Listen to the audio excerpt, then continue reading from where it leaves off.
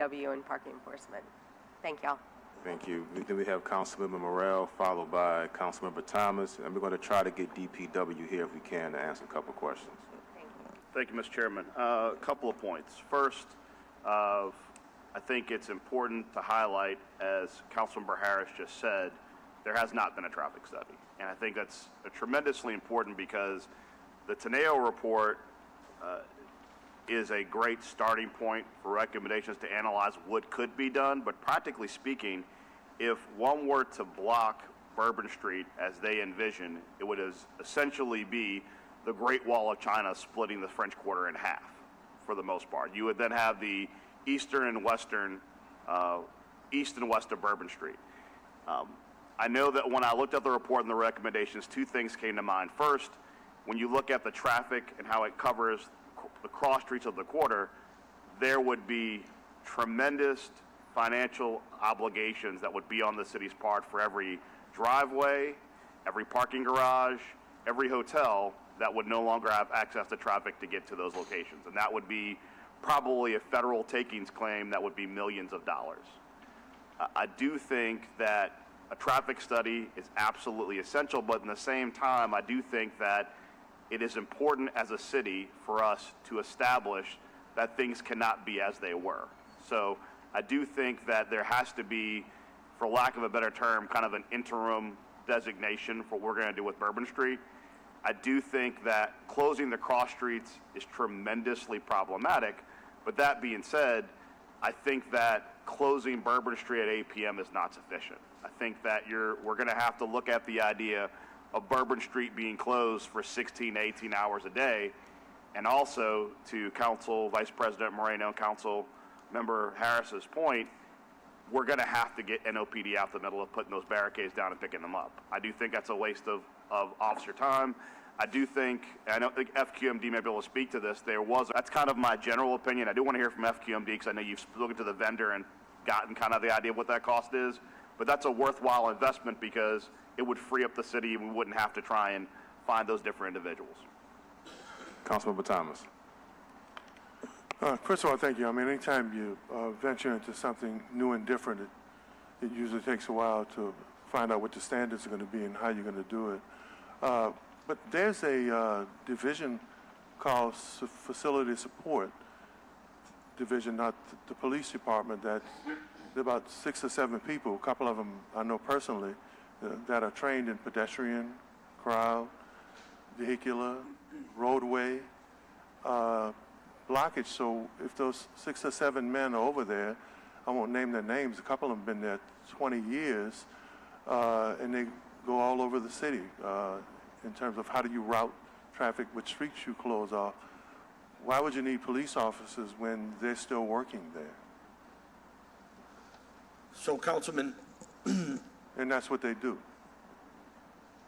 they do, but they also serve the entire city.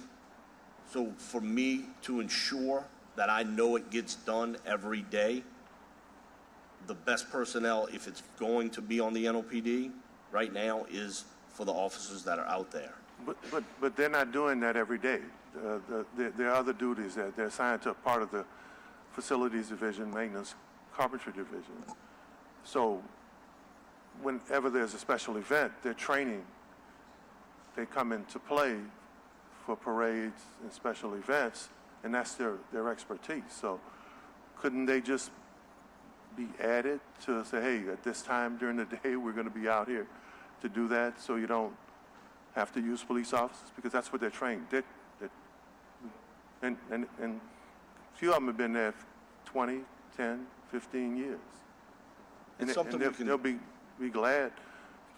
So you wouldn't have to take police officers, you wouldn't have to spend more money. I know we grow money on trees, but we have a whole division of people who are there now who are trained in pedestrian, vehicular. As a matter of fact, when they started the New Orleans East Parade, they actually came out and looked at the routing and how you would route it with streets and how you. So is it possible to use those guys if it fits in with their schedule? To physically put the barriers out, it's something we can look at. Okay. as long as it's on my plate as the captain of the 8th District, I have to have the manpower I know will be there every day. Okay. But it's something we'll look at. Okay, but you could request that for that, especially if they have time, if you could block out a certain time of day. I will definitely look into it. Thank you, Cap. Councilmember Morrell. Yeah, just real quickly, I forgot a component of what I discussed previously and kind of that interim idea. In speaking to many of the businesses and many of the residents of the French Quarter, there's also been a very explicit willingness to have full street closure of Bourbon Street pursuant to the Teneo report during any major event the CIBNY designates as a major event. So I think that to the point that was made by Council Vice President Moreno and Councilmember Harris, I think a traffic study is absolutely essential, just because I think that the impact any permanent closure would have will have to basically require us, if that's a way we decide to go, to reroute the entire French Quarter around it. But if we could have a very serious conversation with numbers attached to what it would cost to do a permanent closure except for cross streets for 16 to 18 hours a day, if we could have a discussion about what cost looks like to do a closure, full closure for all major events, whether it be Essence Festival, New Year's, any of the events that NOPD, Homeland Security, working with our various entities know these are high traffic, attractive target events. I think that having those incidental full closures with that lockdown 16, 18 hours a day except for cross streets would be a good interim place to start at until we get more information, because I cannot begin to express to people, having grown up in the French Quarter, having seen the French Quarter, looking at anyone who's traveled in the Quarter, that if you were to close down just that sliver of Bourbon Street, it would create chaos for those people trying to get to work, trying to get downtown, as well as for the impacted businesses down there without a traffic study. So Cap, if you can answer this question, please do. We have Essence Fest in a couple weeks. It'll be a major festival. What are the plans, if you can speak to it, coming up for Essence Fest? So we will have our regular special events closure. Okay. And so what that means is on the we break this down into two things, exterior and interior. So your exterior closures is a closure of all streets that go into the Quarter along Canal, Rampart, Dumaine, and Decatur. And you have an officer stationed there with barricades, and they're basically vetting the vehicles, right? If you're just coming into the Quarter to drive around, you're not getting in. But if you're going to a hotel, you're a resident, you're going to a restaurant, we let you in.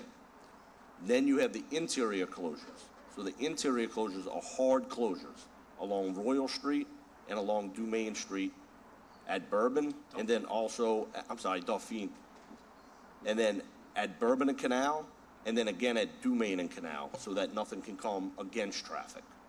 And what you have there is you have physical barriers at all the streets that go in. The barriers that we use on Bourbon Street on a nightly basis, for a special event, instead of them being placed on Bourbon, they're turned for the one-way streets. So we'll have an officer at, let's say, Conti and Bourbon Conti and Royals and Easy. If they were to get past the officer, before they get to Bourbon Street, they're running into a physical barrier. Okay. And that will be, roughly the plan is 4 p.m. to 4 a.m. There's definitely times where we actually have to look at the traffic. So for instance, we have parking garages on Iberville Street. The only way you're getting to it is if you come up Iberville from the Rampart Street side. If I don't have to close that immediately and I can allow that business to have that business, we do so. The minute that we say, okay, the traffic is getting heavy here, we shut that down.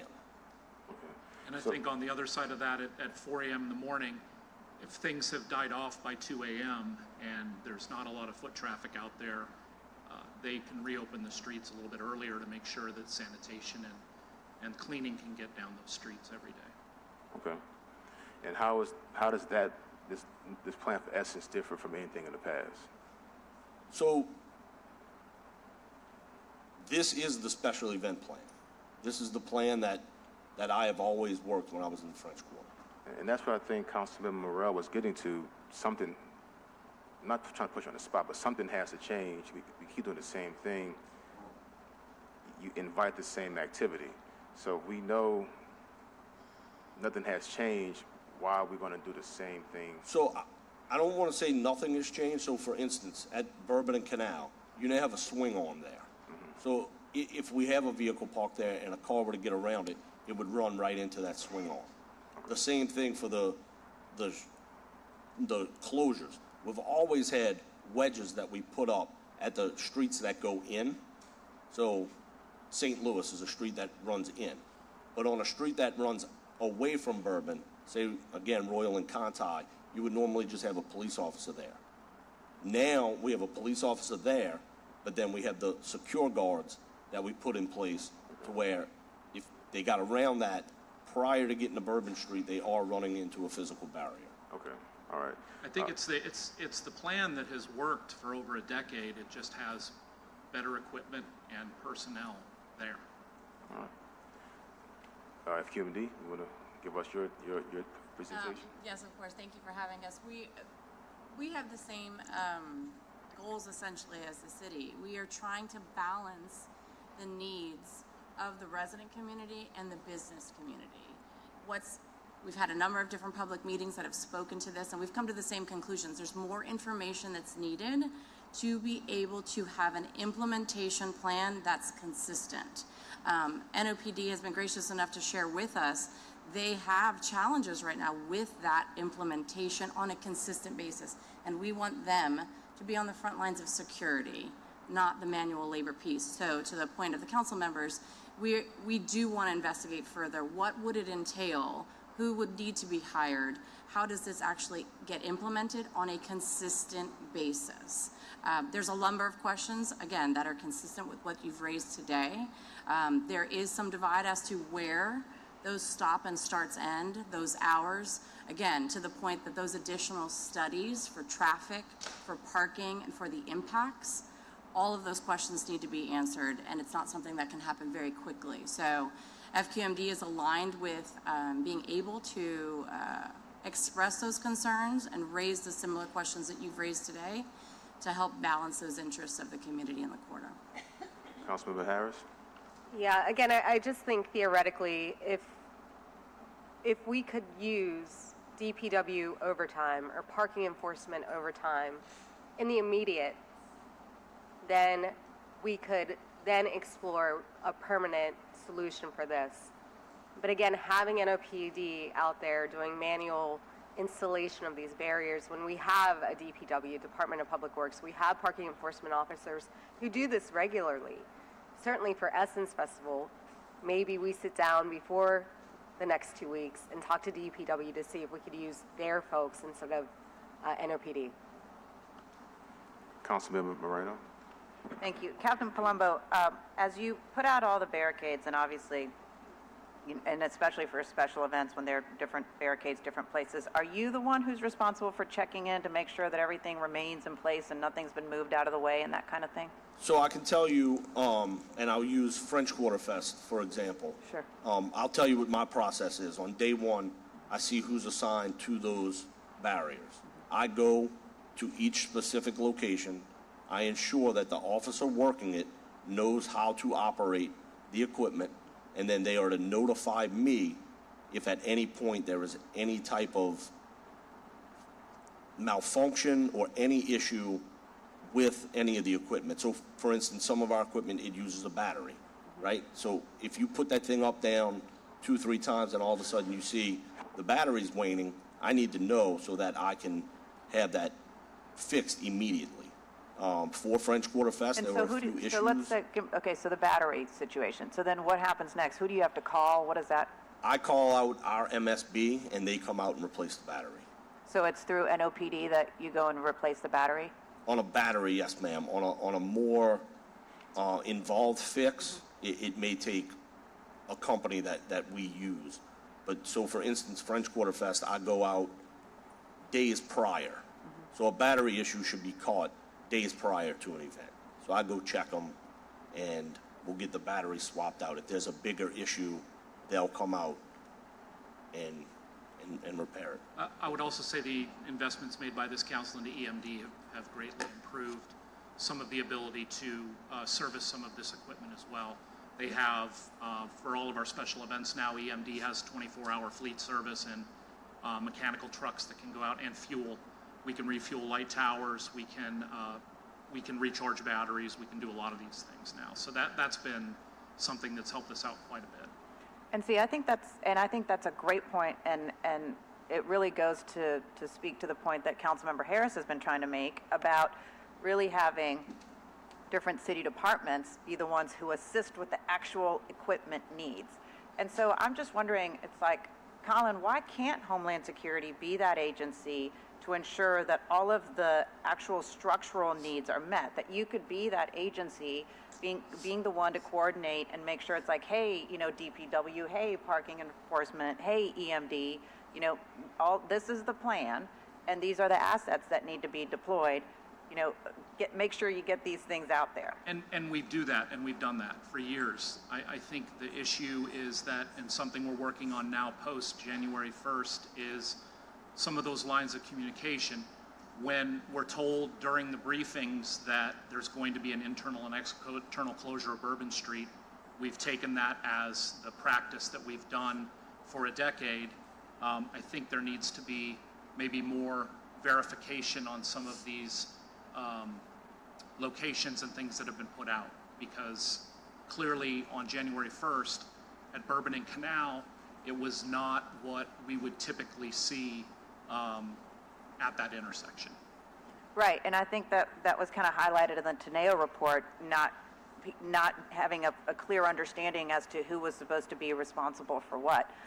What can be done once again to close those loopholes about who's responsible for what? And really, to everyone's point, I think we're all seeing that right now too much is being put on NOPD, on commissioned officers that really should be out there responding to crime and preventing crime from happening, instead of putting out different equipment throughout the French Quarter and barriers and structures. So what needs to happen to make sure we have better coordination and that everyone understands their responsibilities, that we take more off of NOPD's plate, and that hopefully, that Homeland Security could be that agency to be the ones to coordinate with the city departments to deploy we will always those assets. coordinate. I think the issue and what I mentioned earlier was the actual deployment, where we don't have the personnel. Oh, no. to Oh, do yeah. that I deployment. get that. I'm not asking Homeland Security to do that. I'm asking you to be that coordinator of making sure that, And that is our role. Absolutely. 100% that's our role. I think that certainly moving forward, one of the things we've immediately done is for all of our briefings now, including from the initial biweekly special events meeting that we do with city departments, we immediately start discussing what the security posture is going to be and any additional security that's going to be needed for this event. And NOPD special events, sometimes Captain Palumbo himself is on these calls, so we have a good, sometimes even 30 to 60 day outlook on what's going to be needed. I think the further communication has to be, if we are setting up a closure of the French Quarter for a special event, verifying that what is said is going to be done is actually done. yeah, and I think that's why if you have someone who's going to be the one who's really responsible for getting out the actual structural assets out, then you're responsible to make sure that all those things got out correctly from the different city departments. And then Captain Palumbo can make sure that all of his officers are where they need to be, and that you have the right level of personnel, and that you're coordinating with all the other law enforcement agencies, and that they have what they need for these special events. But like I said, I just think too much is being put on you, Captain Palumbo, to carry a lot of the load. Maybe not the entire load, but a big bulk of the load. And I worry that because you have to do that, some things could be missed. Thank you. Councilmember Morrell? Yeah, thank you. So you said for the Essence deployment, 4 p.m. is when the barricades will go up or when they'll begin to go up? So the personnel that is assigned to the closures work 4 p.m. to 4 a.m. Okay. So when you account for a roll call, getting them out to their locations, you're looking at closer to 5 o'clock. Okay. But you have an officer at each intersection. So when I make the call, close it, it's done. There's no, I guess the question for me is, and I know this, what is the timeline to close the French Quarter or Bourbon Street for French Quarter Fest? What was it this year? so French Quarter Fest, I would have to look at my plan before I give you a definitive on that. I want to say we were 2 p.m. to 2 a.m. Right, because the challenge is, and this is kind of why I think when I say we have to do things different, I'm looking at more of a 16 to 18 hour closure of Bourbon Street, is because I remember 2 years ago being in the quarter at about 12 p.m. during French Quarter Fest and almost getting hit by a car on Bourbon Street. And I think the challenge is that we try to anticipate kind of when people will really flock to the French Quarter, and the reality is for the French Quarter and for Bourbon Street, you really don't control when people decide they want to go to Bourbon Street. And I think that part of the reason why I say, like, we have to really rethink how we do it is because I want to err on the side of safety. And I think that that having more definitive, longer hours of Bourbon Street being closed encourages people to be safe while they're on Bourbon Street and to not worry about it. 'Cause I'll tell you what I find very jarring when I have friends who visit from outside outside of New Orleans, outside the state. It is very unusual when we publicize Bourbon Street as this like place where pedestrians celebrate, that at 11 a.m., 1 p.m., they're dodging cars. And I mean, I understand that it is a hardship to the businesses, and like I said, I've reached out and spoken to several of them, but it's just the idea that we're going to have a Bourbon Street that closes only at night or only in the afternoon. We're not advertising that to tourists. Tourists come here and they think that if I get off the plane at 10 a.m. and I'm in the quarter for 12 p.m., I can be carousing with my friends in the middle of the street, because that's what we advertise. I mean, we tell people, come to New Orleans, come to Bourbon Street, and we don't put a caveat like asterisk, by the way, it doesn't close till 4. So, I mean, I do agree with my colleagues that it is not something when it comes to the physical installation of the infrastructure NOPD needs to be dealing with. I think that regardless of whatever we decide to do with when those closures occur, there needs to be consistency and it needs to be almost robotic. Like, it needs to be your responsibility at that point. Captain Colombo should be making sure the guy is there at the right time if there's going to be a guy there. Can I expound on that for a minute? Yes. And what I want to say is this is purely from a personnel and management standpoint. In my experience, the most difficult thing about the Bourbon closure is the figuring out the nut around the hours. Right. Cracking that nut, because what ends up happening is you have, potentially people that you're going to have to pay overtime, and I'm talking coming in from other departments, that have to stay late past 7 o'clock, past normal working hours. Most of the, public works, infrastructure capacity works daytime hours.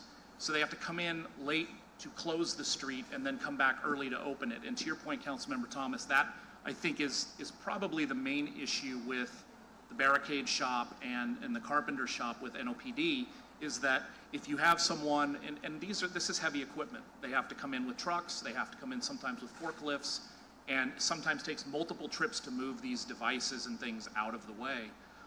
Once they're done at, say, if they come in for 3 a.m. to pick up everything at 4 a.m., then they put everything back at their warehouse or at their field, their storage area. They're then at 8 hours by noon, 11 o'clock, and so then the rest of that day is lost to moving barricades or doing other things, other responsibilities and roles that they have. That's why when you asked about 12 people, I think you have to have, and maybe the vendor is the answer, I think you have to have a dedicated staff of labor that is just dedicated to the traffic closures and coordinations around what eventually happens in the French Quarter. Yeah, I mean, I think consistency is key. Having the process be almost robotic as far as at this time it's done. I mean, when I talk about 6 to 8 hours, you could potentially have Bourbon Street open from 6 a.m. to 12 p.m. That would be traditional worker hours of installation and removal of barricades. So, I mean, depending on when you pick those hours, you might not trigger overtime, depending on which department you're using. But whatever we decide, it needs to be automatic every day.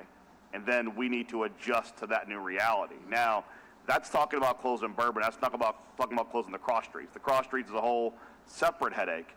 And I do think in the interim, barring a traffic study, that it is entirely appropriate to, on an average day, leave them open, but on any event that the city deems to be an event which will definitively attract crowds, to look at full closure. Essence should be full closure. French Quarter Fest, internal, external, should be full closure. New Year's Eve, any major holiday, full closure, because these are the events where people, not just in New Orleans, but from the greater New Orleans area, congregate in that area. And what's important for us to do today is to figure out what the new normal is going to be, because that's the instruction you need from us, the council, the administration. We need to give clear, definitive ideas of what the new normal is, and then give the resources to implement the new normal. So, I mean, that's on us, and that's something that we're kind of going to come out this meeting today doing that. And as has been said repeatedly at this point, I think there has to be a defining line between what is the interim solution and what's the long-term solution. The long-term solution requires more information, the traffic study being absolutely essential to that conversation. I want to ask a question, Councilman Morrell. When you say full closure, do you also mean the cross streets? When I'm talking about special events, I'm talking about full closure, including the cross streets. The interior and the exterior. Yeah.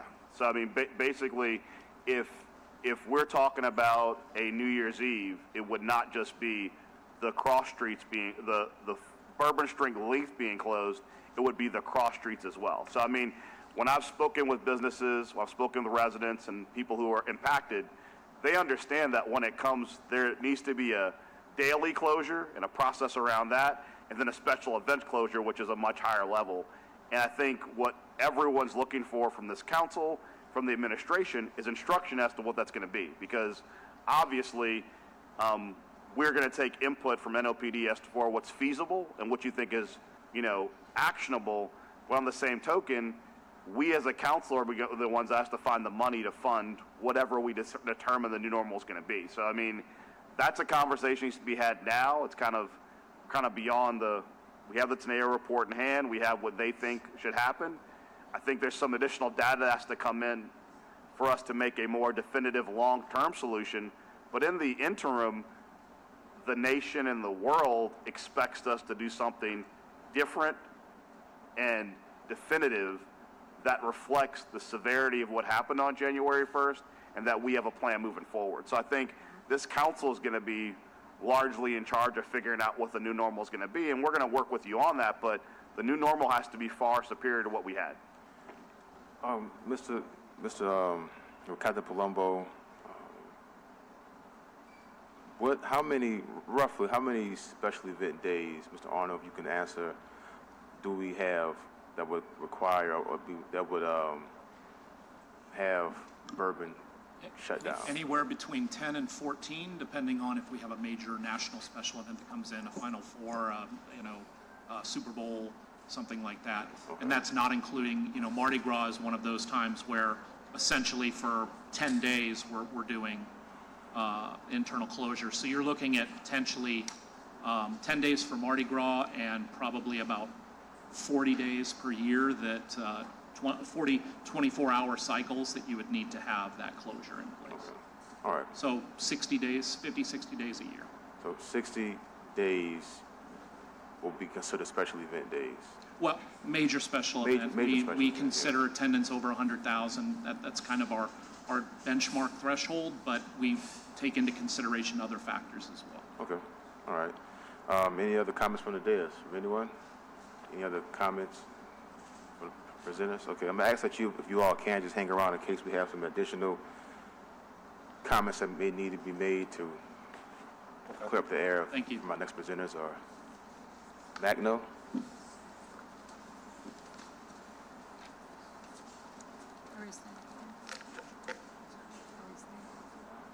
Yeah, we're going to have Magno come at the table. If y'all can sit in the audience, if you don't have to go back, that'd be great. I didn't mean to kick you all out. I'm sorry.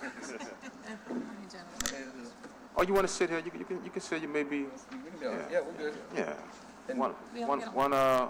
One family.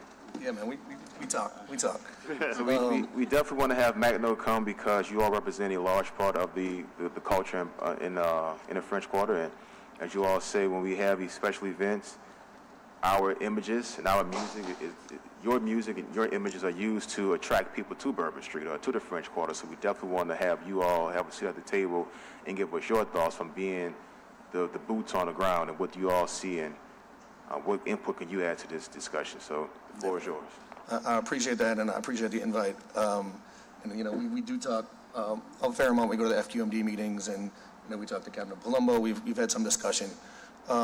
You know, and we've been pretty active, you know, via the press and via social media around the potential impacts that this would have, particularly around street performers, but around, you know, other service industry workers, gig musicians, et cetera, because, you know, a lot of the people that will be most impacted by these closures also are the people that haven't been in the discussion from the beginning. And so we're in some ways kind of playing catch up here to make sure their voices are included as we move forward, as we go. You know, and I don't want to speak for everybody. There's a lot of people that are in the audience that can talk about their own experiences. So we'll be pretty quick. You know, look, you know, we want to be solution oriented. So we'll fast forward to kind of where things started on January 1st, because that's where, you know, context really changed for everybody. But there were immediate impacts, of course, on, you know, people that are performing on the street and other performers as well, because everything kind of squeezed, and there wasn't much input to folks what those changes would be. And so a lot of folks were getting, showing up, particularly on Bourbon Street, ready to set up, and then being told if they set up on Bourbon Street, they would be arrested. And there was no recourse, but also no heads up that would happen. And so then they were being told, go to Jackson Square, and then they would go to Jackson Square and there'd be no place. And then they'd go somewhere else, and it was like squeezing a balloon, but there was nowhere for the air to go. And so it just created this immediate conflict. And I think people were understood that this was a unique circumstance, that everybody was trying to work to make sure everybody was safe, to react, to do it. But, you know, then the report happened, and there was no input from a lot of the folks that were most impacted by that in the creation of that report, that being musicians here, but also, again, bartenders, service workers, residents, a lot of them were not included. And so we're all trying to figure out how that would impact folks and what it looks like as we go. And, you know, again, this is the first time I think anybody in an official city capacity has reached out to us and to a lot of folks to actually speak about that. So I'm grateful to hear that there's a traffic study being done, because one of the things we've talked about most is the impact this would have on the Royal Street pedestrian mall. And that's because partly we heard, and I heard from multiple folks, that in a meeting it was said that if Bourbon Street was pedestrianized, the Royal Street pedestrian mall would go away. And we're only hearing that through these back channels, but that would destroy essentially a lot of what that culture of Royal Street is, because it's been there for 50 years. People set up there. It's a part of the economic engine of the city, even though it's not often compared to Bourbon Street. If you look at sort of the most recent PR things, it's always Royal Street. Royal Street musicians, when New Lab proposed their whatever it is they're doing at the naval base, their press release, it was a shot of like the naval base, and then it was New Lab with Royal Street musicians behind their logo, right? If you look at CBS This Morning, right? Royal Street musicians. If you look at, you know, the press for Royal Street, it's all these musicians that are often used to generate income, but again, when the income is being generated, they're not being either talked to, or not getting, you know, the ability to speak about how it impacts them or any income themselves. And so let me pause it right there. Any comments about if Bourbon Street is shut down, then Royal Street would go away? I think that would have to be part of the study. That's nothing official from NOPD or Homeland Security. Okay. That's just I appreciate that. Yeah. And I think part of the issue has been there's been no affirmative sort of response from anybody that would be the case. All we've heard is this might happen, and then nobody said anything, and nobody's reached out to anybody. And I think the other piece of it that has been frustrating is we talked about French Quarter Fest. And during French Quarter Fest, it was announced that all these streets would be closed throughout the totality of the festival. Royal Street being one, even though it's a pedestrian mall, there was sort of this additional announcement that Royal Street will be closed on these streets for these hours for the totality of French Quarter Fest. But at noon on Friday, Royal Street was opened up to traffic. We were there, unannounced to anybody, and it started to create conflict with people that had set up there, because the city had announced the street would be closed, and then it was opened up to traffic during French Quarter Fest, unannounced on noon on Friday, while French Quarter Fest was going on. And in that, and yeah, someone got injured, right? And so in that context, I think everybody's very concerned about what does this mean, because, you know, we're talking about pedestrian safety, but at the same time, it feels often like Bourbon Street is being prioritized, and what's happening to other streets and other folks is not even being considered often in that impact. Because I think if you announce the street closure and then you open it up unannounced, you're actually creating risk rather than avoiding it. And so sort of in these contexts, everybody's very concerned about what this means, and if there's no input from folks, we need to make sure that, and that's why I think we've been vocal about the potential impacts, because there's been no opportunity for input, and there hasn't been any reassurance that there wouldn't be an impact. I know, Bettis, you want to talk real quick? Morning, Councilmember King, and thank you to the council members in the committee for the opportunity to speak. My name is Danovan Calhoun Bettis. I'm a local native New Orleanian musician. I'm a drummer, band leader, lifelong working musician, right? Purple Knight, born and raised here, and like bred in the culture that we're talking about today.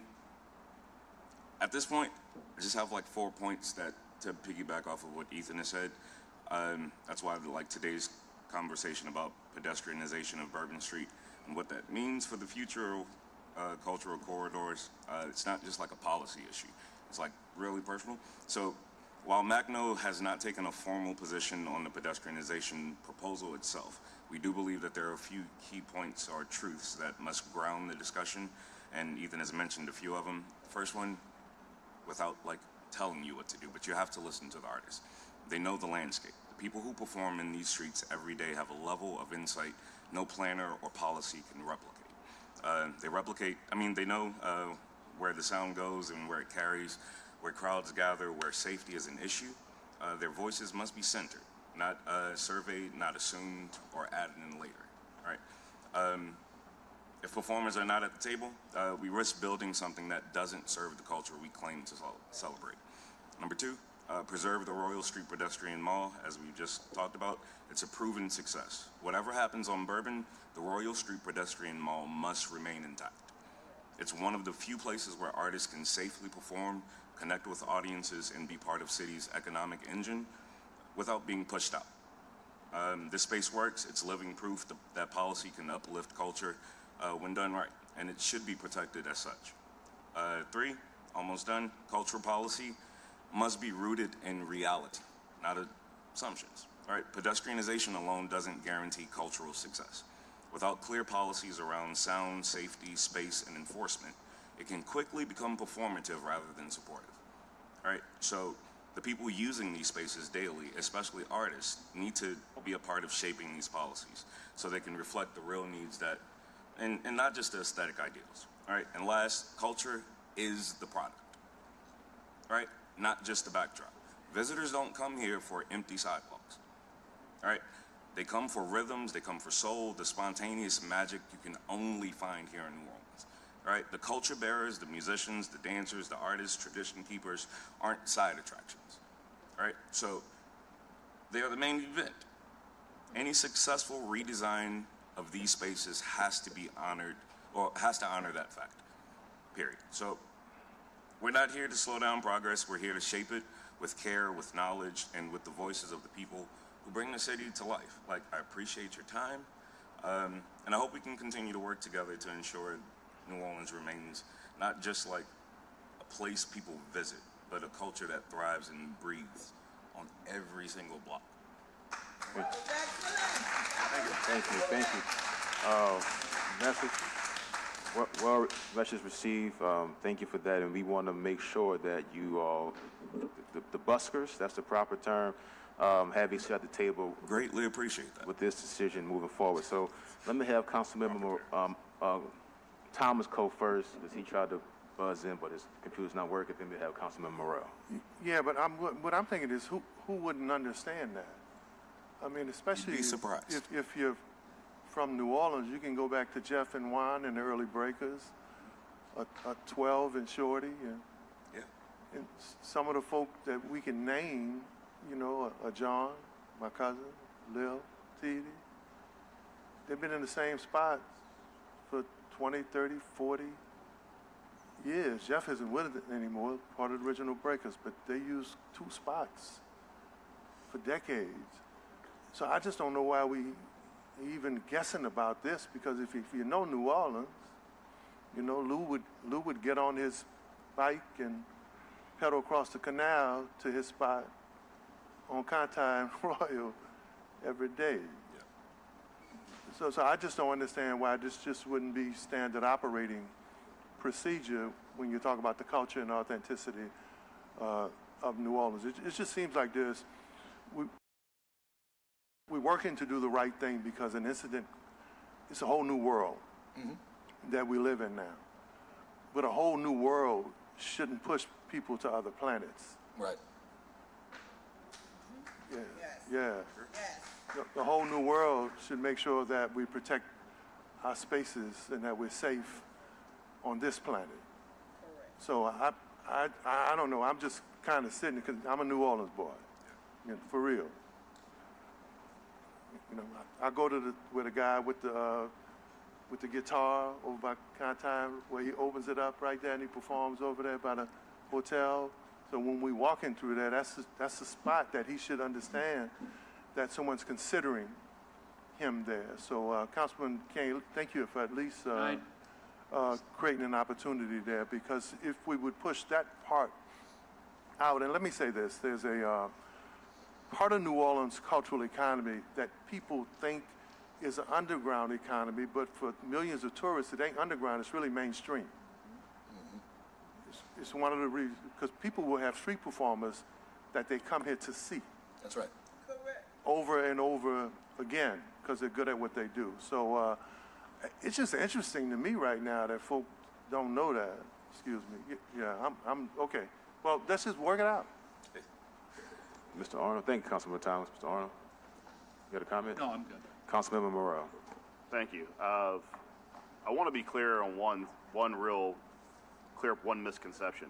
The council wasn't consulted on the Teneo report either. Oh, I know. Yes, Just I know. to be clear, so when it comes to like who we thought should be included in the conversation, it's a no-brainer that Macno and the people you represent should have been part of that conversation. I appreciate it. It's a no-brainer that it's sort of like how when we talk to people about kind of the unjust parking enforcement in the quarter, the people who can't afford the parking are the people that work there. That's right. So, I mean, there is a disconnect that we've been combating as a council since I've been here, as far as how we do policy on a city level and how it impacts the people that are trying to live and work in the city of New Orleans. What I do want to say is, I really think the Royal Street Pedestrian Mall is the model. I mean, if anything, I know that when my conversations looking at what I want to do to Bourbon, it more mirrors Royal than the opposite. And I don't see how anyone could argue that we would ever do anything to the Royal Street Pedestrian Mall, because it is the model. I mean, when you walk along Royal Street, when you see people being able to see performers live and on stage at every block, when you see the ability, I mean, we know from previous meetings that you guys are the ones at times who have to move the barricades because there's no one else there to do it or put them out. So, I mean, it is essential that whatever we come up with is something that works for everybody who works in the quarter, including those performers and those individuals, not just who own the restaurants, but work in the restaurants, and not just the performers in the buildings, but outside the building. So I certainly hope as we try to figure out what we're going to do, we will absolutely make sure you guys have input and have your say and your stamp on what we do. But I think we all agree that a safer Bourbon Street with, I would argue, if we had longer periods of closure, it would also be safer for performers who want to perform during the day on Bourbon Street. Because when you're talking about closing Bourbon Street every night at 6 o'clock, that window of light, that window of having those people in that foot traffic, it's also less time that we can perform safely on Bourbon Street as well. Mm-hmm.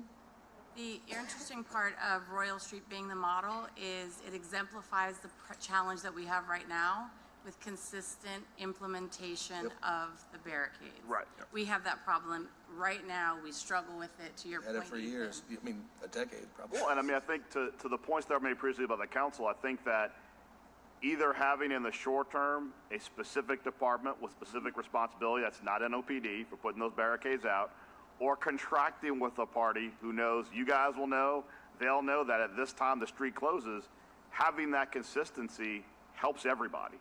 Because when it's inconsistent, what you don't want to have, and I've seen it happen on Royal Street in particular, is you'll have somebody trying to aggressively get down Royal Street. It's a pedestrian mall. You have musicians who are trying to clear people out the way from the angry driver who believes it's their right to drive down the street. And that's because when you don't have the consistency of the closure, if they see the barricade's not up, they think they can play ball. And I mean, that's something that perhaps we could use this incident to solve both situations. Thank you. Thank you. Councilmember Harris? Just another quick point on the traffic study. I think the traffic study, and again, DPW is not here, but the traffic study should take into account current conditions, including the closure of Royal Street, including the residents being able to get to their homes. And so I don't think it needs to be a new traffic study, but it really needs to take in what is currently happening in the French Quarter to allow for the continued usage of Royal Street, which when I get to the French Quarter, that's where I go. I don't go to Bourbon Street. I go to Royal Street to hear the music and to see the art. But when DPW, who I know is listening, does the traffic study, they need to take in those current conditions, and they should consult with you all. That was kind of what I was going to say, is that to offer defense to the Tenio report, it's a physical security report. It's not, it gave three choices: do nothing, a partial closure, or a fuller closure. It wasn't complicated. It's going to be incumbent on the residents of this city, the people who work in the French Quarter, live in the French Quarter, and New Orleanians to decide how whatever we do is going to work. The Tenio report was not about that. And Mr. Collin, Captain Palumbo, were you all consulted at all with the report? I was in a few meetings. Okay. I was about Bourbon Street, All right. not about some of the communications things that came out of that report. All right, thank you. We don't have DPW, but if you all can answer the question best of your ability, when will we get closer to a final product? Any idea? I'm sorry, final product is to? A final plan for, say that again? I think part of this meeting is the plan, we're being presented with Teneo's plan, correct? Right. And we're getting the input on what that plan will be. I think it's incumbent upon us communicating with y'all to devise a plan. That's my understanding? That's accurate. Correct. Right. Okay. So we will work with you based upon information that we've gotten from here thus far, continuing to work with the business community, the musicians, the retails, the employees, and figure out what an interim plan looks like and make that available at a sooner rather than later meeting, so that the public can see it. But I mean, that's incumbent upon us working together to resolve it, because we all agree right now the Teneo report's short-term solution, which is the permanent closure of Bourbon Street, full closure, is not workable at this time. Right? Am I getting my? I Okay. agree. Okay. All right.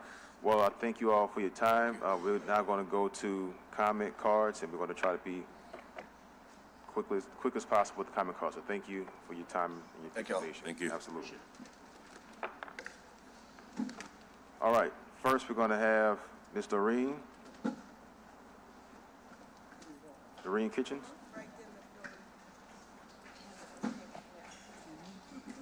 Hi. Just trying to understand,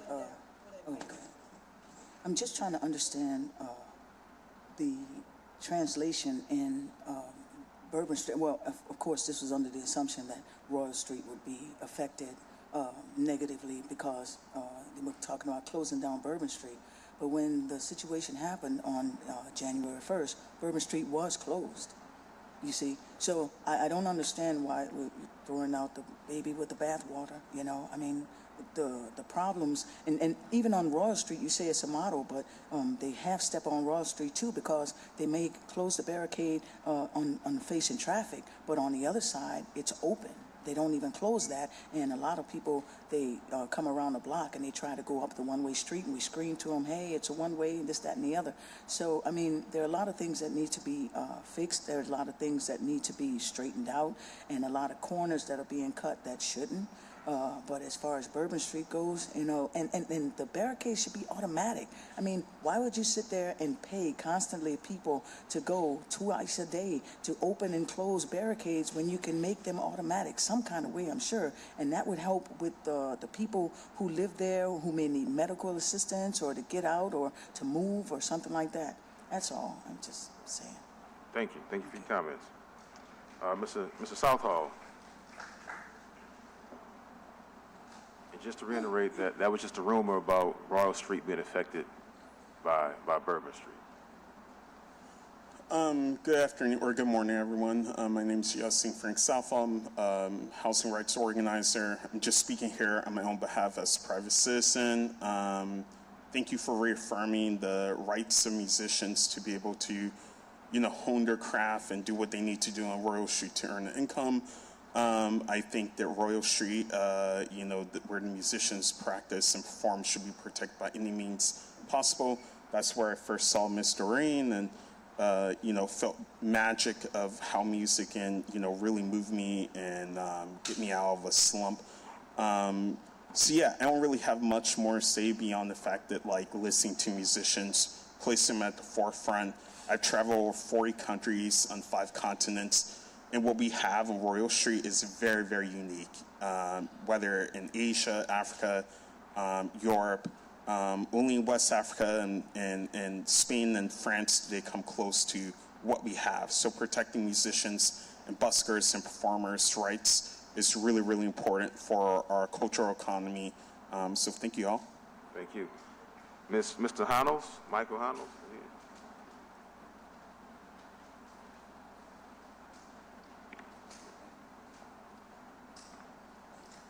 Okay, good afternoon, everyone.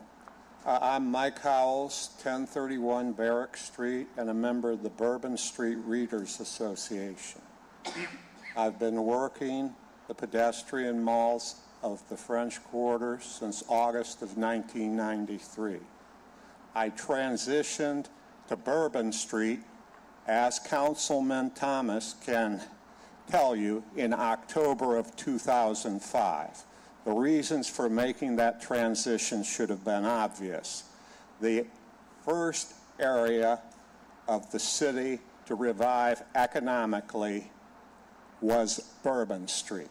I never left, and I can tell you, the first area where there was collective business activities, where there was an influx of people other than, you know, the survivors, was Bourbon Street, okay? So I plan to, my focus is on Bourbon Street because that's where I've been working since the period mentioned. Now, there, by the way, I am both French Quarter resident. I pay property taxes every year on our place at 1031 Barracks, as well as working on the Bourbon. Now, what I can tell you is, first of all, I wish there were some of the police here. I'm going to address some of the headaches that came out of the January 1. I was out there that evening, but I was gone by the time the terrorist attack took place. First of all, okay, you know, I think the NOPD did everything they possibly could. But then, when new events came up, suddenly they shipped in the Louisiana Highway Patrol. I never want to have to speak to one of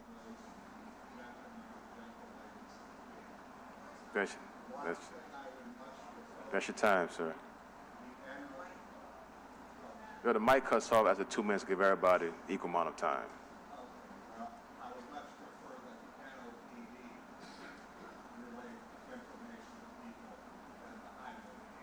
Thank you. We gotta move on. Mr. Andre Graff.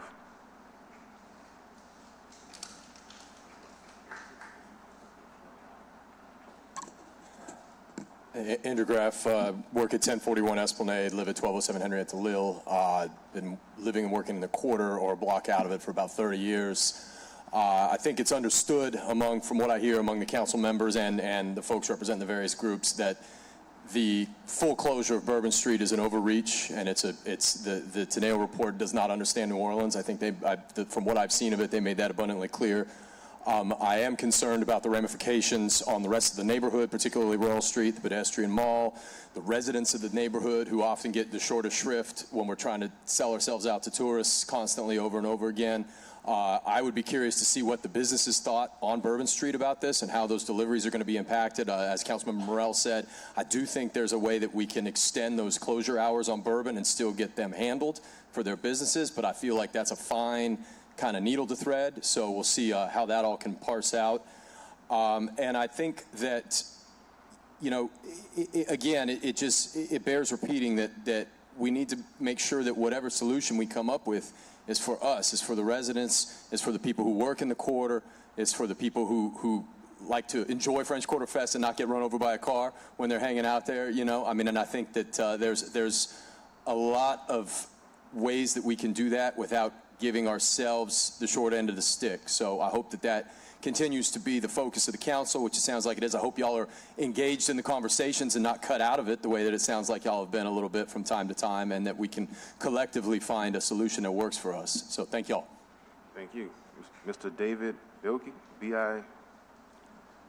Okay. Good morning. I'm David Bilby, the General Manager of the Royal Sonesta Hotel. Thank you for the opportunity to speak today. I think we've talked about it enough. It starts with the traffic study, and it needs to be all-inclusive. It needs to take into account the street performers. It needs to take into account the businesses that don't have loading docks on the side streets. I'm fortunate. I have a loading dock on Conti. I've got a hotel entrance on Bienville and Conti. But it matters. The traffic study starts because emergency vehicles need to get to the hotel. If you're not enforcing the parking restrictions and you have vehicles in the sevens, then fire trucks can't make a turn. So it needs to be all-inclusive to take in all the facts, and I think we're premature to talk about moving forward, although we need to react to the current environment. But without that traffic study and without everybody's input, we're kind of doing things in silos, and we can't do things in silos in the French Quarter. So, thank you. Agreed. Thank you. Mr. Broomfield. Ms. Broomfield, I apologize. Just to make sure, it's Aeolian Broomfield? Yes, that's it. Oh, yeah, that's me. Yes. Well, my name's Aeolian Broomfield. I'm from New Orleans. I went to McDonough 15. I own my house in the 7th Ward, and I just want to point out, there was an article recently where there's a gentleman who refers to buskers and street performers as rodents. And I just don't want someone to take a tragic event and use classism to change New Orleans, because I'm afraid that's what's going to happen. They're taking something that was horrible and using it for their own classist agenda, just because you don't want to see somebody from the 7th Ward in the French Quarter. And I'm from here, and I feel like since I've moved back here, New Orleans has been kind of kicking me in the butt. Y'all please just don't kick me in the butt again. Thank you, Ms. Brumfield. And we definitely don't consider our street performers or buskers as rodents, so that's not coming from this council. Mr. Tommy Pickles.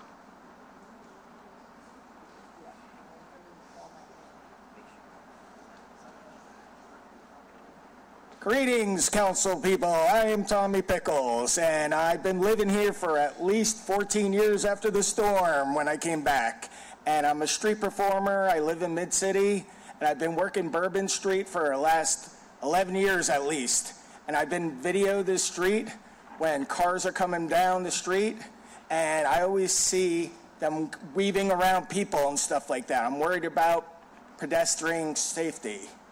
And one of the things I would like to say is Bourbon should be closed longer, earlier in the day, because you could be in a bar at 3 p.m., get kicked out, and then you could get run over by a Tesla. So that's one of the things I'm worried about.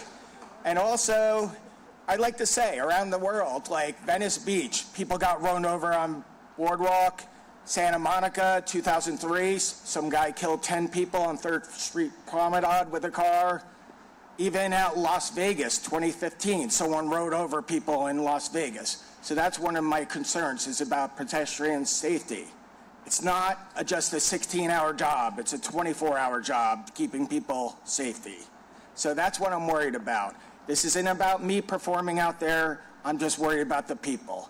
And putting up barricades can stop cars cruising down the street. We've seen cruisers like playing loud music, ruining the bars, the restaurants, and stuff like that. Kids on bikes doing wheelies down the street, almost threatening pedestrians and stuff like that. We need to do more to protect the people on Bourbon Street. Bourbon Street is worldwide famous. So we got to make sure that this accident doesn't happen again. Thank you very much for your time. Thank you, Mr. Pickles. Ms. Erin Holmes.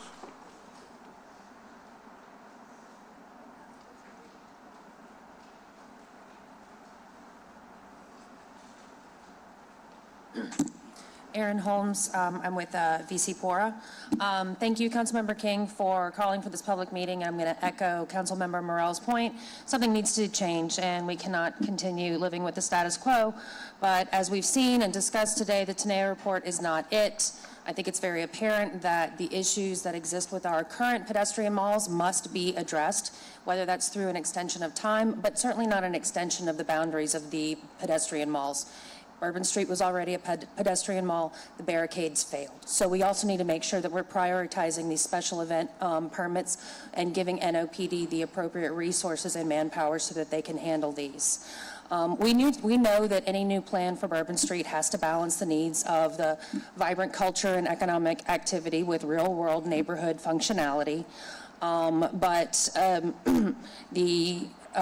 rather, at this time, than hyper-focusing on Bourbon Street, why can't we use this momentum and the resources we have to address what is a larger issue in the French Quarter? There are just too many damn cars.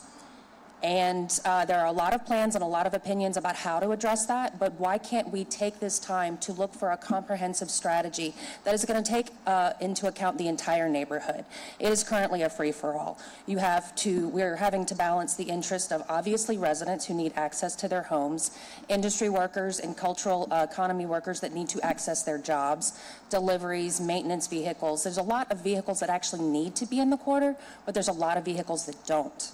And this is not just talking about Bourbon Street or Royal Street. I'm talking about the entire grid. It's 0.67 miles.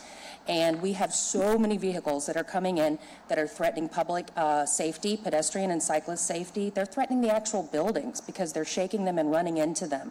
They're threatening emergency access. We have parking management that is desperately in need of a shakeup. So, yes, something needs to be done with Bourbon Street, but we all Thank you, Ms. Holmes. Councilman Thomas. Yeah, before you leave, have you guys read, are you referencing the study on the pressure, I think that the Morell administration did in terms of the amount of pressure that's put on the quarter, and at some point, we don't take a look at building maintenance and infrastructure, that it would actually begin to crumble if there wasn't something more sophisticated done when you talk about pedestrian vehicular traffic, as well as how we control tourism and the amount of people. I would agree, Councilmember Thomas. Have you read that? Okay.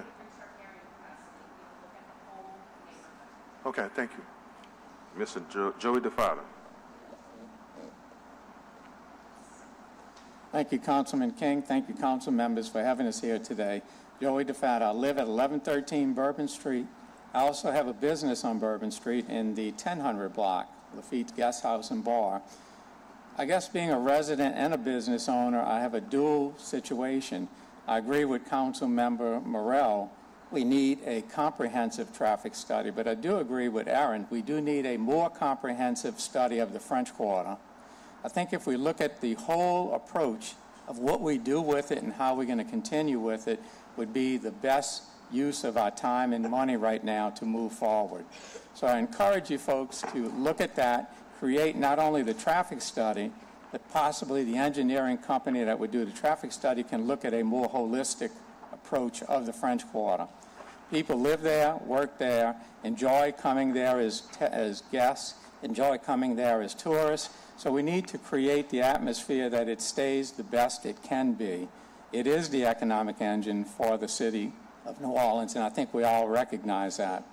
So I think at this point, with the street vendors, with the street musicians, with the residents, the businesses, and the employees of those businesses, we need to look at a more holistic approach. So I encourage you folks to do that. Councilman King, thank you very much. Councilman Thomas, I remember our days at 3 in the morning when we were after Katrina, and you got my people into my parish in St. Bernard before I moved here to the city. So thank you for that. Thank you. Thank you, Mr. Tafada. We're going to take a brief pause from the comment cards and have Mr. Rick Hathaway from DPW just address some questions as it relates to a possible traffic study and barricades being set up in the French Quarter. So thank you, Mr. Hathaway. Yes. One question we had as to who is going to, or can DPW assist with or take over the process of putting down and taking up the barricades in the French Quarter? Is this on a daily basis or for special events? Daily basis. For special events, we already assist Homeland Security and NOPD with the barricades and water-filled barriers and the concrete barriers as well. When we do that, it completely shuts down the maintenance operation. So there are no regular activities that can be done that day. It takes the entire staff to move those into place. If we had to do that every day, then we would not be able to fill potholes and dig ditches and so forth. Any comments? Councilman Harris? Thank you. Rick, do you or could you come up with a plan of how many additional personnel you would need in order to take over the operation of a daily deployment of the barricades in the French Quarter? I could, yes. Okay. And I think the other question was for a traffic study. I know that we don't have a traffic study person anymore. Is that correct? We do have the 2 engineering firms on IDIQ right now. So yes, we are capable of doing a study. Could we, and I know that my office has asked for traffic studies, could we sort of sideline those and prioritize the traffic study of the French Quarter, given the fact that it is the economic engine of not only New Orleans, but Louisiana? I definitely could, but I would like to point out that traffic volumes are not to be taken during the summer. They must be taken when high school seniors are still in class. So we would not be able to take counts that would be accepted by the state until September. Okay. So can we not trying to put you on the spot, can we have you on record saying in September we can get a traffic study for the French Quarter? We could do all of the pre-work and then prepare to take the counts at that time. Yes. That helps. And could we also take a look at the vehicle situation, whether or not the volume of cars could be reduced in the French Quarter, meaning that there are more no parking zones than there are currently? Could that be part of the study? Yeah, that you want more no parking zones. Correct. Yes, yes. Okay, thank you. Mr. Hathaway, how many people does it take to do the special events barricade removal and setup? We have 22. It takes all of us. So you would need at least that, maybe more for every day implementation, every day setup and shutdown of the barricades. The special events are generally kind of a last-minute operation. That's why it takes pretty much the whole staff, equipment operators to drive the trucks and the trailers, and then, of course, the laborers to move things in place. If it's not as quickly needed, then it could take less people. I mean, for every day. Yeah, it depends. Like if this needs to happen in 30 minutes or whatever, then we would need a huge force. If it takes a couple of hours, then you could have less people. Captain Palumbo, Commander Palumbo's here, and he's saying it takes 2 of his officers to do this on a daily basis for every day, right? So let me clarify. I believe what Rick's talking about is, so for instance, during Mardi Gras, we had concrete barriers line the parade routes. For French Quarter Fest, we had water bollards in specific areas that were placed out, same as with Jazz Fest. That's the assistance that DPW has given. I don't think Rick's speaking on behalf of the actual 34 movable barriers that we use on a nightly basis. Right, and that's what I'm trying to get to. You have 2 officers on a nightly basis who raise and lower them in specific hours. Anywhere from 2 to 4, yes, correct. Between 6 p.m. we start, we're done by 8 p.m. at the latest. Right, so it could take 2 DPW folks to do what your officers do, using overtime or maybe hiring additional 2 people to do what y'all do. That's what I'm asking you to get together to talk about.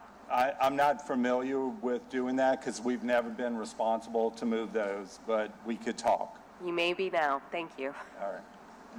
I have a button press.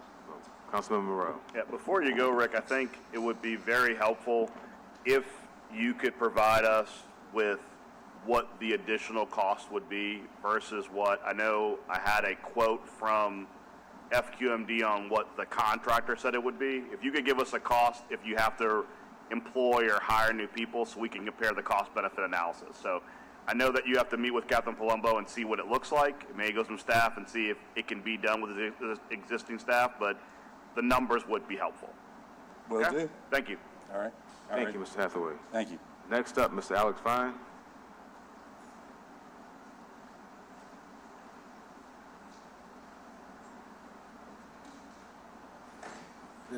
Good morning. My name is Alex Fine. My family owns Quarter Two Sisters. I am the president of the French Quarter Business League, which is comprised of 70 or 80 businesses that operate in and around Bourbon Street.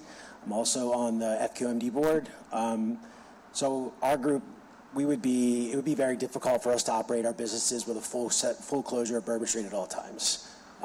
Maintenance work, I'm sure you guys have talked about this, maintenance workers, deliveries, all of those things. We are very comfortable with the current setup. We could be open to having a discussion about shortening the hours, but we feel as though anything more than that is going to make things very difficult on us. Our group, more importantly, public safety as in general is what's most important to us. Making sure that people feel comfortable coming down to Bourbon Street on a daily basis, regardless of terrorist threats or anything like that. Just public safety on a day in, day out basis. Things have definitely gotten better, but we all feel that there's more work that needs to be done there, and I think our focus needs to be there more so than on these other things. Thanks for your time. Thank you, Mr. Fine. Dr. Lutz, LUTZ, followed by Ms. Betty DeSalle. Yes, I've been observing Bourbon Street since 1965. I've lived down in the quarter since 1969. And I've got a contrarian opinion here that people don't like, but you don't need 10 or 12 people, employees, to make this work. I'm talking about congestion pricing, and I'm talking about putting cameras up that take pictures of tags, just like when you cross the bridge over in Plaquemines Parish now. And you get charged if you enter the quarter. This has worked very well in New York. It's cut down the vehicular traffic because closing any streets in the French Quarter is a mistake. Streets are for vehicles, sidewalks are for people. There is no way that the terrorists could have mowed down 3 blocks of people if cars were still crawling along Bourbon Street as they were when I first came to New Orleans. The closure of streets, permanent closure around Jackson Square, is an example of what would happen to the French Quarter. It's turned into a zoo there in front of the Jackson Square, with all due respect to the street performers I love, especially McCure Head. And I'm sure all the taxes these people pay that if they were not allowed to perform on Bourbon Street, or if there were cars on Bourbon Street, the state and federal governments would collapse without their income tax. But be that as it may, the city can establish tolls involving variable charges within the boundaries of the VUCRA, charge the vehicles that enter, utilize traffic cameras, automatically collect the tolls, reduce the rate for full-time quarter residents, as in London, establish special rates for employees and the such. Streets are for vehicles, sidewalks for people. It should stay that way, and I hope y'all. Thank you, Dr. Lux. Mr. Bettis? Donovan Bettis? Already spoke. Kim Alexander? Good morning, and Mr. Sell, followed by Kim Alexander. So you have the floor, Mr. Sell. Thank you for having me. I live at 825 Bourbon Street.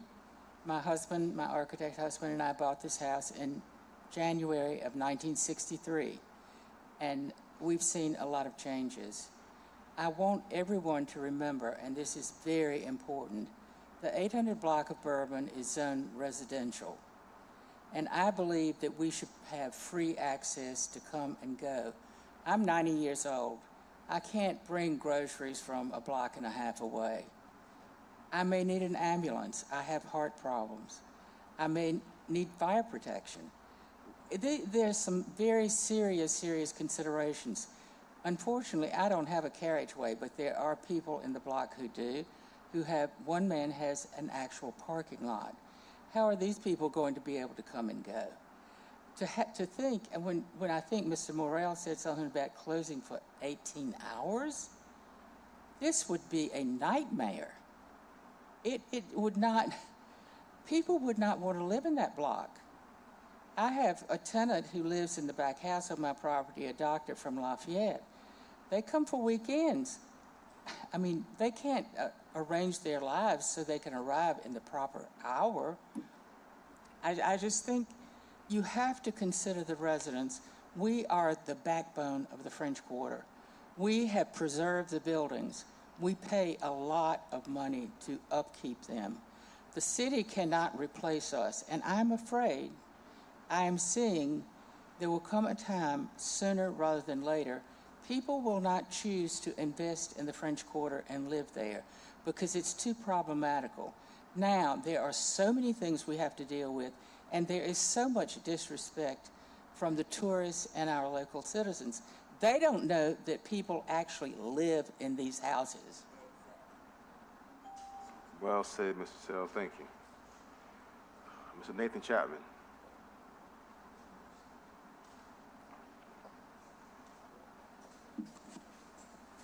Good afternoon. Thank you for having this meeting today. I'm president of the VC-PORA, and a lot of good things have been said today. I want to actually particularly echo and add on to what Betty DeSalle just said. You know, one of the details in there is the report actually talked about closing Bourbon Street all the way through her 800 block. That block is zoned residential. You know, people live on that block. So there are a couple of bars on each corner. They're non-conforming zoning, right? But we have non-conforming bars all over the French Quarter and all over the city. And we have to draw the line somewhere, so it makes sense. Why don't we draw it at the entertainment area? Because people like Betty and her neighbors won't be able to live there anymore. And I know, you've seen me come down here for many years with a lot of passion. This is one of those things where we would need to, handcuff ourselves to the lamppost or something. It's like, please don't take another block of residential and make it unlivable. Thank you very much. Thank you, Mr. Chapman. Councilmember, you had a comment? I see you. No, okay. Mr. Bob Sims, followed by Adam Lasuna. Good morning. I want to echo what Aaron said. I was about to say the very same thing, so I totally agree about the need for the traffic study and the fact there are too many damn cars in the French Quarter. That said, let me focus on one more thing. The manual barriers that are there today, and a lot of talk about who puts them there and how many hours it takes to do that. I'm an engineer. That's a solvable problem. The things that come up and out of the ground, you press a button.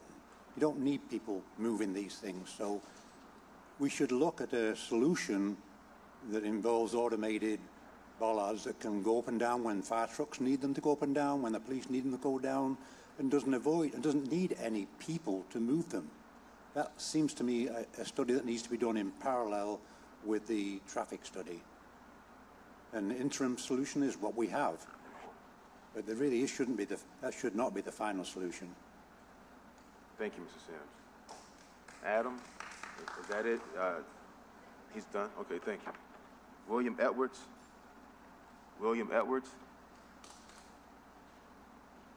Followed by Elizabeth Vargas. Councilmember, there's about 5 minutes left allotted. We're almost done. About 5 cars left. I was going to speak on the St. Claude Avenue study. Okay, you'll come up next. You'll come up.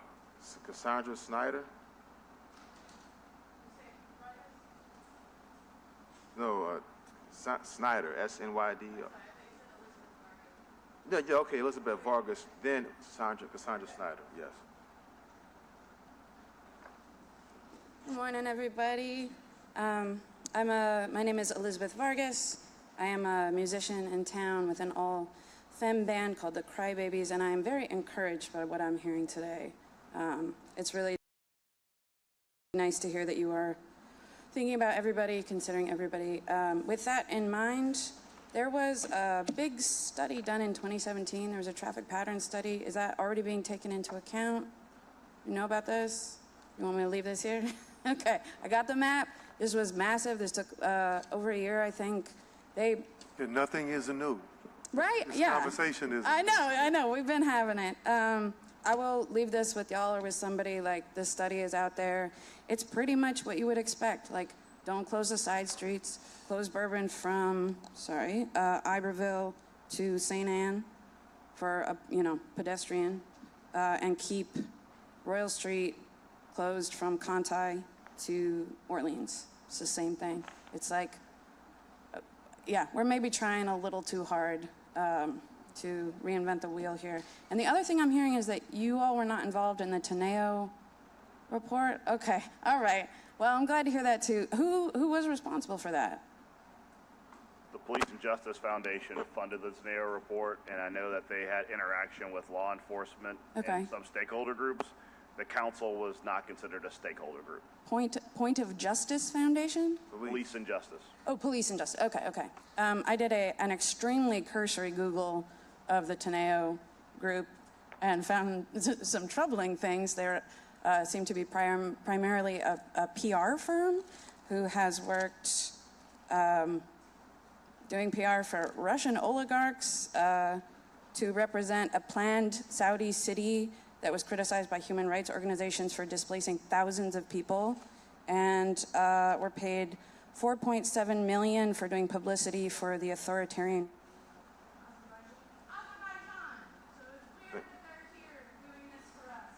Thank you.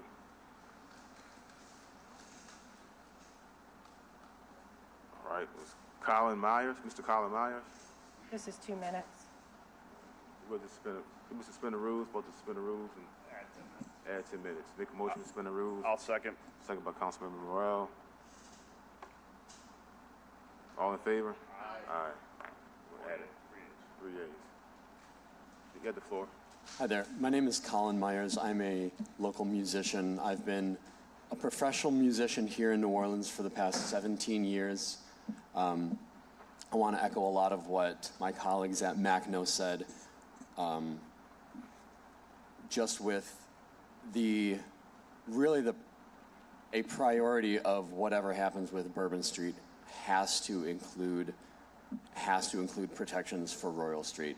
I don't think I've got anything else to say that hasn't been said, but just thank you for listening to the opinions of the culture bearers who really make New Orleans what it is. Music is such an important part of why people come to the French Quarter, why people come to Royal Street, why people come to Bourbon Street. So thank you very much. Thank you, Mr. Myers. Mark Shetler, followed by Sue Klein.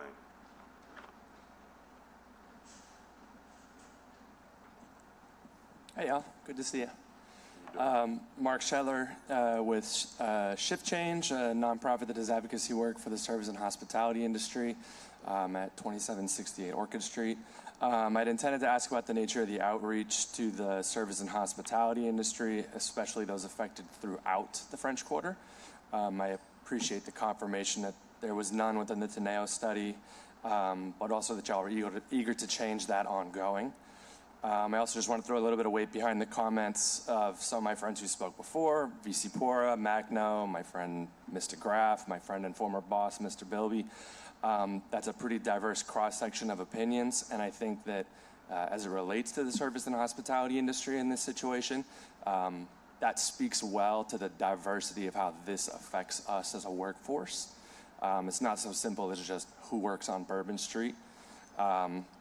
There are a lot of concerns so far unaddressed as they relate to the service and hospitality industry, especially at the staff level, the trench warriors who are affected, whose safety is most at risk at 3 a.m., but whose ability to scratch out a living is going to be greatly affected at 3 p.m. Thanks to the Office of Nighttime Economy, after 10 years of effort, we finally have progress on a park and ride for the industry. I hope that's included in the conversation ongoing. Yeah, I just want to encourage y'all to center direct outreach to the industry as this process unfolds. I'll offer myself and our organization unencumbered access to y'all to help facilitate that, whether that's through forums, direct outreach, just pounding the pavement. We're here for it. Just, remember that if we're good enough to serve the table, we're good enough for a seat at the table. Thanks, y'all. Well said. Thank you. Last comment, Mr. Eric G. Oh. You called me next. Yes. But you said you were done. But you said you want to speak still? Okay, I'm sorry. Okay. 3 cards left. Okay. Thank you, Councilman. Sue Klein, I'm a resident of the French Quarter, and I'm also a commissioner on FQMD. Thank you for this opportunity. First of all, I couldn't agree more with basically everything y'all have said. We need some immediate solution and then a long-term solution based on the traffic study. It does need to be inclusive. I'm in the 1000 block of Toulouse. I can look on my monitor, and sometimes EMT and fire trucks can be stalled for 10 minutes, 15 minutes more. There are too many vehicles in the quarter. There are vehicles that just want to do joy rides through that do not belong there. We do not want parking removed. We do not want less parking. We pay RPP parking fees so we can park on the street in front of our houses and in our driveways. And so we don't want the addition of more meters, but we want residents to have full-time parking and not allow other parking in spaces that we're paying an RPP for. So parking is very important, and also we don't want street directions to change. A lot of people buy their buildings based on if they have access to driveways, if they can park in front of their house, and there are some contingencies, mostly with the bicycle group, which we're glad we have more bicycles. You have less vehicles if you're riding bikes, but some of them want to reverse the vehicle flow on certain sections of French Quarter streets, which would be a nightmare because it would just congest it trying to get around into other block streets. So please have the study, don't take away our parking, and don't reverse street flow. Thank you. Thank you, Ms. Klein. We're going to have Ms. Alexander followed by Eric. Hello, everyone.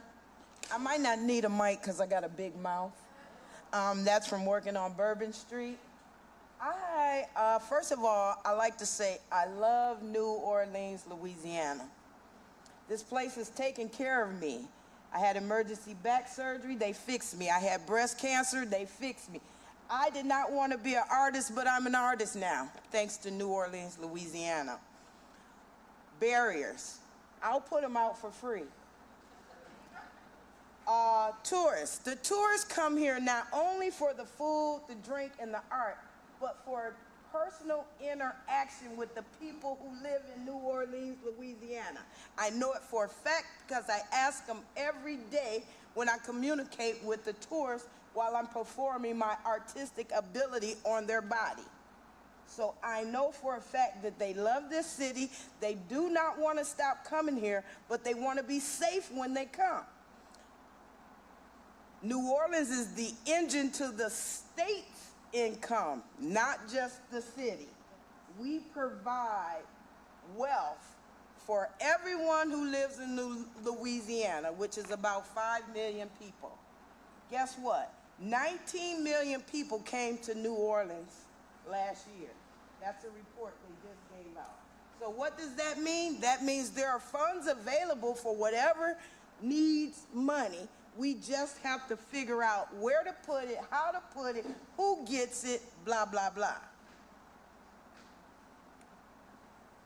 I have an idea. I've said it before and I'm going to say it again. I'm going to keep saying it till it's over with. I have an idea that will solve almost all of these problems, but I need to talk to someone. I'm not just going to blurt it out because it generates lots of money. And if I just blurt it out, someone's going to do it, take the money, and keep it. Thank you, Ms. Alexander. Absolutely. Eric? I'm sorry, I didn't want to mispronounce the last name. All right. It's one of those hard to pronounce French names. Eric Gabriel. I'm the owner of Flambeau Bicycle Tours in the French Quarter 600 block. I've worked in the bicycle industry in the French Quarter for over 10 years. I've developed a proposal. Put it online. It can be found at FrenchQuarterPlan.com. I think that's pretty easy to remember. I won't be able to convey the whole plan up here, so I'm putting it out there.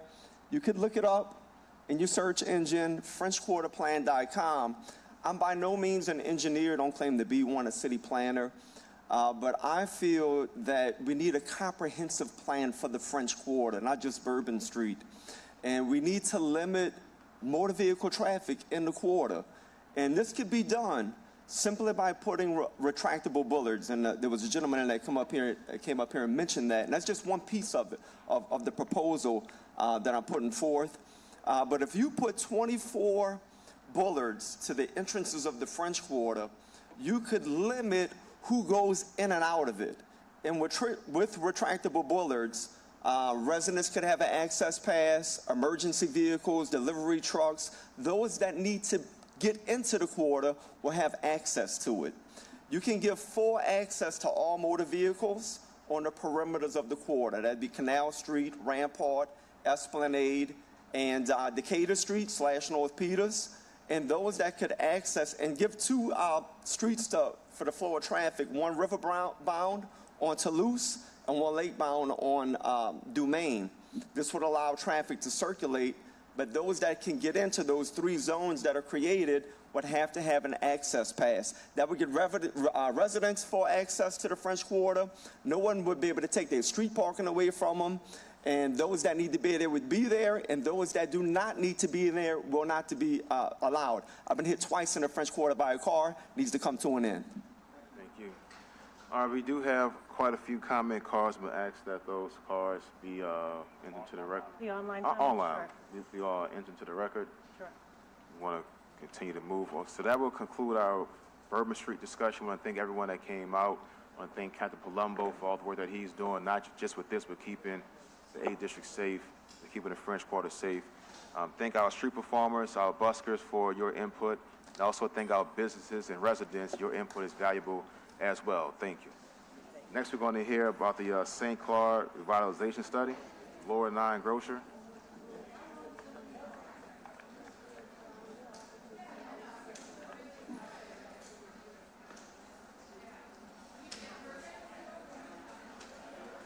No, this is...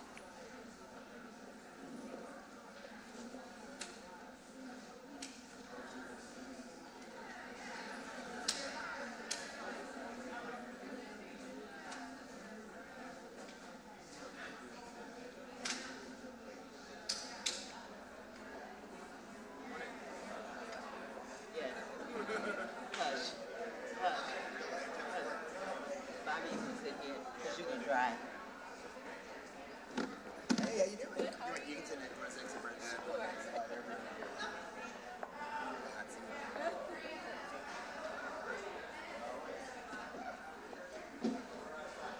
All right, everyone, if we could get a little quietness in the chamber, we have another presentation.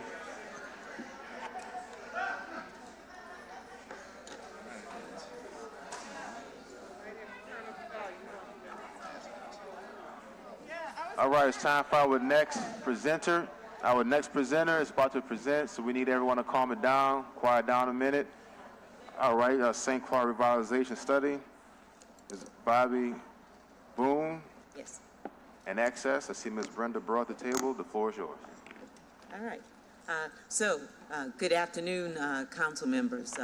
We're here before you this afternoon just to walk through the St. Claude Revitalization Study that was conducted on behalf of the City of New Orleans, as well as being administered by the New Orleans Redevelopment Authority. I'd like to first introduce everyone that's here at the table with us. I have to my left.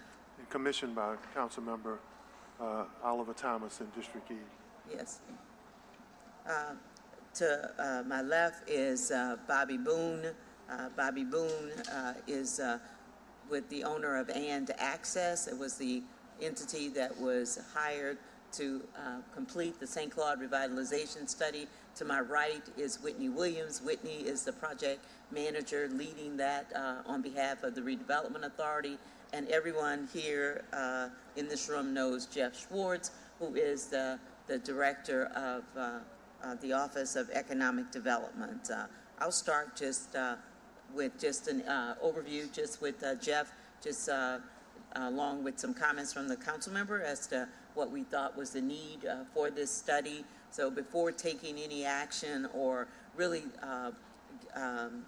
moving forth with what the potential grocer or a retail industry looks like, we thought we'd step back and just take an assessment of where we are in that St. Claude Lower Ninth Ward community.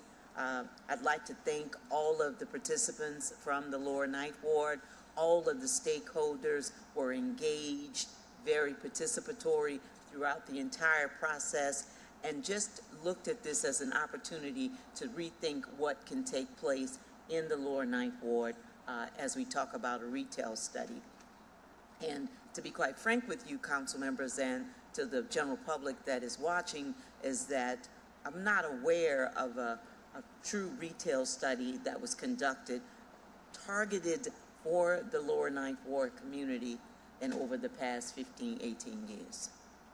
So having said that, I'm going to turn it over to Jeff just for a brief introduction, and then we'll be followed by us walking through the actual retail study by Mr. Boone. Thank you, Brenda. Thank you, council members. Very happy to be here today to discuss this.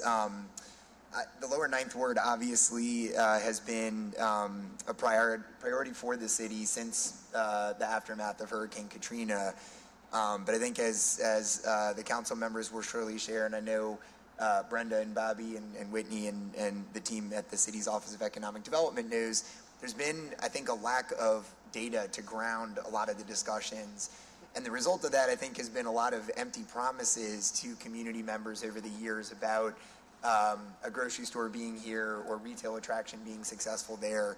And so I am very grateful for Councilmember Thomas and his team allocating these resources in a prior budget year for us to be able to engage Nora and their team, which has been really a foundational partner in our work doing commercial corridor revitalization in the city, which for those of you that know me, know that is near and dear to my heart.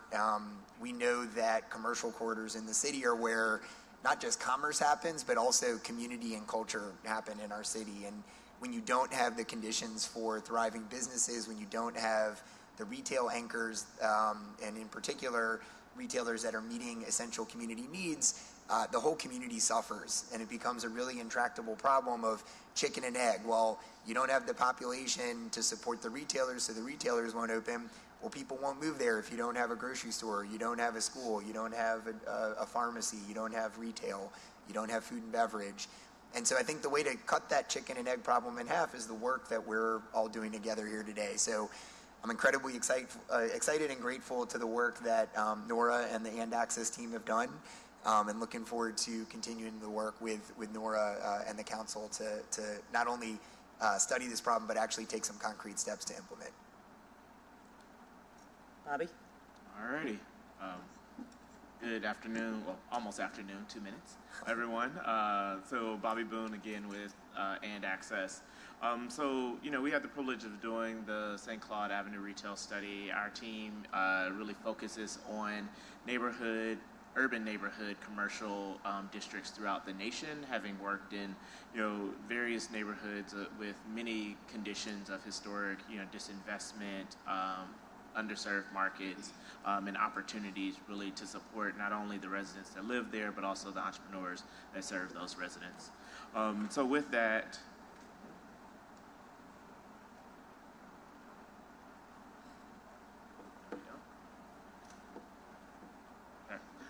this project is really looking to look at St. Claude Avenue, which is the commercial spine of the Lower Ninth Ward, having the greatest density of businesses, and really thinking about opportunities to create a community-driven strategy that supports retail opportunities, with a specific emphasis on grocery. And so we recognize that there's a critical need for food and for consumption, grocery products, and that has been amplified by the residents through our engagement processes. Just a little bit about how we work as a team. We really think about how to ensure that goods and services within communities are sustainable, and so really understanding what are the data implications of supported retail. And so that really looks at starting with this universe of possibilities, driving down into site conditions, which we'll present, as well as the market potential, to really understand what are these strategies that can be implemented. To ground us in the geography in which we studied, you first want to name the project area, which is a part of the ordinance 29973, in which a $2 million allocation was made in order to reduce blight and improve access to retail. The study area, which you see pictured in a dotted line, is a smaller geography encompassing 2 blocks north and south of St. Claude Avenue, to really start to understand, very contextually what's occurring on the ground. And then, and that study area included the commercial corridor of St. Claude Avenue. And then just a note that we included also Claiborne Avenue as a part of this study, and we'll talk a little bit more about the rationale for that, but it's really a lot of opportunity, for grocery siting there, and so we'll talk more about how that was, differed from the challenges that are on St. Claude itself. A key point of this project and a key factor of how we work is really understanding everything from a community lens, because they are the customers who have to shop and dine on the corridor on a regular basis. So understanding the strengths and weaknesses from their perspective, as well as really centering the opportunities that they see, was critical within that. And so in order to accomplish that, we hosted a kickoff meeting back in October, and so this project encompassed about 8 months of work. Starting then, we had a series of interviews and focus groups, including with members that are present here, as well as different community organizations, from resident and block clubs all the way to the Main Street Organization Economic Development District that's present within the Lower Ninth Ward. We conducted a walk shop, which is present in these photos here, that really is a workshop on foot to understand, how are these businesses operating? We recognize that many of the business owners weren't able to walk into many of those businesses. Many of the residents haven't historically walked into some of those businesses. And so, exposing them to what's within their communities in terms of goods and services. And they're also talking about what are the challenges for them to shop there locally. We've canvassed the entire geography of the project area. We hired some Xavier University students in order to do that, surveyed 100 residents, collected grocery store receipts. This is an essential component of our analysis to really understand what people are buying and how that can inform a successful and sustainable grocery store in the future. This is informed by the work that we've been conducting across the nation on food access that really denotes that it is not solely the product mix, not solely the price point, but also, within the marketing. And so how do you bring all of those things together? Because sometimes grocers will enter into a market without necessarily understanding the product mix and the price point sensitivities that are required for sustainability. We held a series of community workshops and presentations to wrap up the study, and that leads us to today. And so when we talk a little bit about the physical conditions of the corridor, a critical component of this is really understanding, what are things that impact commercial viability. You see the stop sign-like diagrams on the map here. They represent signalized intersections. Signalized intersections are typically what grocery stores look for when they're siting in order to capture traffic, help with access and egress. So, think about, as I'm waiting at a traffic light, I have a quick memory that I need to pick up a gallon of milk before heading home because I drunk the rest of it, and the kids will be mad in the morning, right? And so really thinking strategically about how does that impact the ability for sustainability. Looking at traffic counts. Traffic is a critical factor as it contributes to how many customers have visibility to prospective stores. And so, this traffic count here at 19,000 is in the middle and right proximate to what many main streets have across the nation. And so it's a geography in which can support a dense, walkable retail environment, but consider that Claiborne Avenue has a much higher traffic count, and these traffic counts are what's typically comparable to your suburban strip centers that oftentimes are able to capture more customers that are passing by within their typical commuting patterns. And so that's critical because there's a connection between, the greater New Orleans and the Central Business District out to Chalmette. So some of the strengths of this analysis that aren't visualized here is the higher population density that's occurring, specifically around the St. Claude Avenue portion in comparison to what's northern into north of Claiborne Avenue. There's a lot of existing and planned investments that's occurring specifically towards the west of the corridor.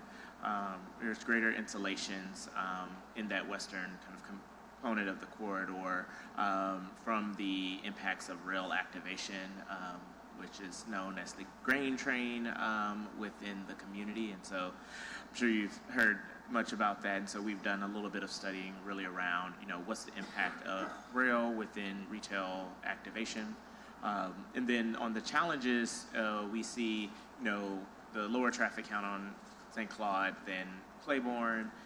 The municipal boundaries are more or less a psychological boundary for customers. It also serves as a physical boundary with limited roads crossing over both the Industrial Canal and Arabi. And so really thinking about the ability to capture customers and making sure that Lower Ninth Ward is not only a retail destination for customers outside of the community, but also within. Another key component that we looked at was zoning districts here, and land use is one of the primary land use regulation is one of the primary factors that cities can push out in order to support retail. And so we're really thinking about what's the strengths and challenges there. There's size limitations for larger retail, which is both a strength and a challenge, right? From a strength standpoint, it enables a perspective of providing space for more small businesses to thrive, curbing out a lot of the national brands who occupy spaces larger than 10,000 square feet, which is typically the conditional by right approval. There's non-contiguous retail frontage associated with this due to the ability for residential to be dispersed through the commercial district, and so recognizing that that has a detriment to what some of the retail best practices of creating stores aligned with one another in order to support sales opportunities. There are heightened density restrictions, and so that's really associated with the prospective customer base there, and so really understanding, how do we continue to ensure that the residential population is growing, and so that additional retail can be supported. And then I think the most important thing that we found through this study was promoting auto-oriented uses, specifically looking at drive-throughs, gas stations, service centers, which are all conditionally permitted within the HUMU zone, but in the HMC2 zoning district, which is located within the Bywater across the Industrial Canal, those uses are not permitted. And so really thinking about how this district uses the zoning as a home for these uses, and that really aids in the number of convenience-centered the gas stations that have convenience centers or convenience stores associated with them, and so that was noted as a big challenge within the community itself and the opportunity for intervention. Overall, we looked at building conditions, which are a good arrangement of them are pictured within these images. There's a series of investment that has been made, in the bottom right. That's the Fresh Stop Market by Sankofa CDC. That is the most recently new construction building. There's a few other investments. Currently, the La Express is going under renovations, even since the photos that we've taken. There's investment that's planned and ongoing at other geographies in the district, but there's still a need to activate existing vacancies, specifically looking at, what are opportunities to utilize some of these spaces that are constructed for retail for greater use.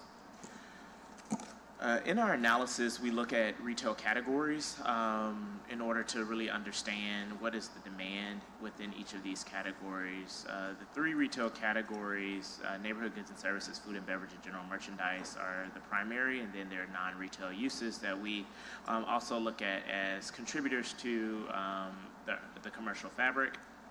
So neighborhood goods and services are everything that's considered more convenience-oriented uses. This is an image of actually our grocery purchases that we were making in each of the stores, but it really is associated with convenience, things that are routine shopping patterns, grocery, pharmacy, florists if you keep flowers in your home, dry cleaners, nail salons, liquor stores. Food and beverage is everything you eat and drink outside of the home.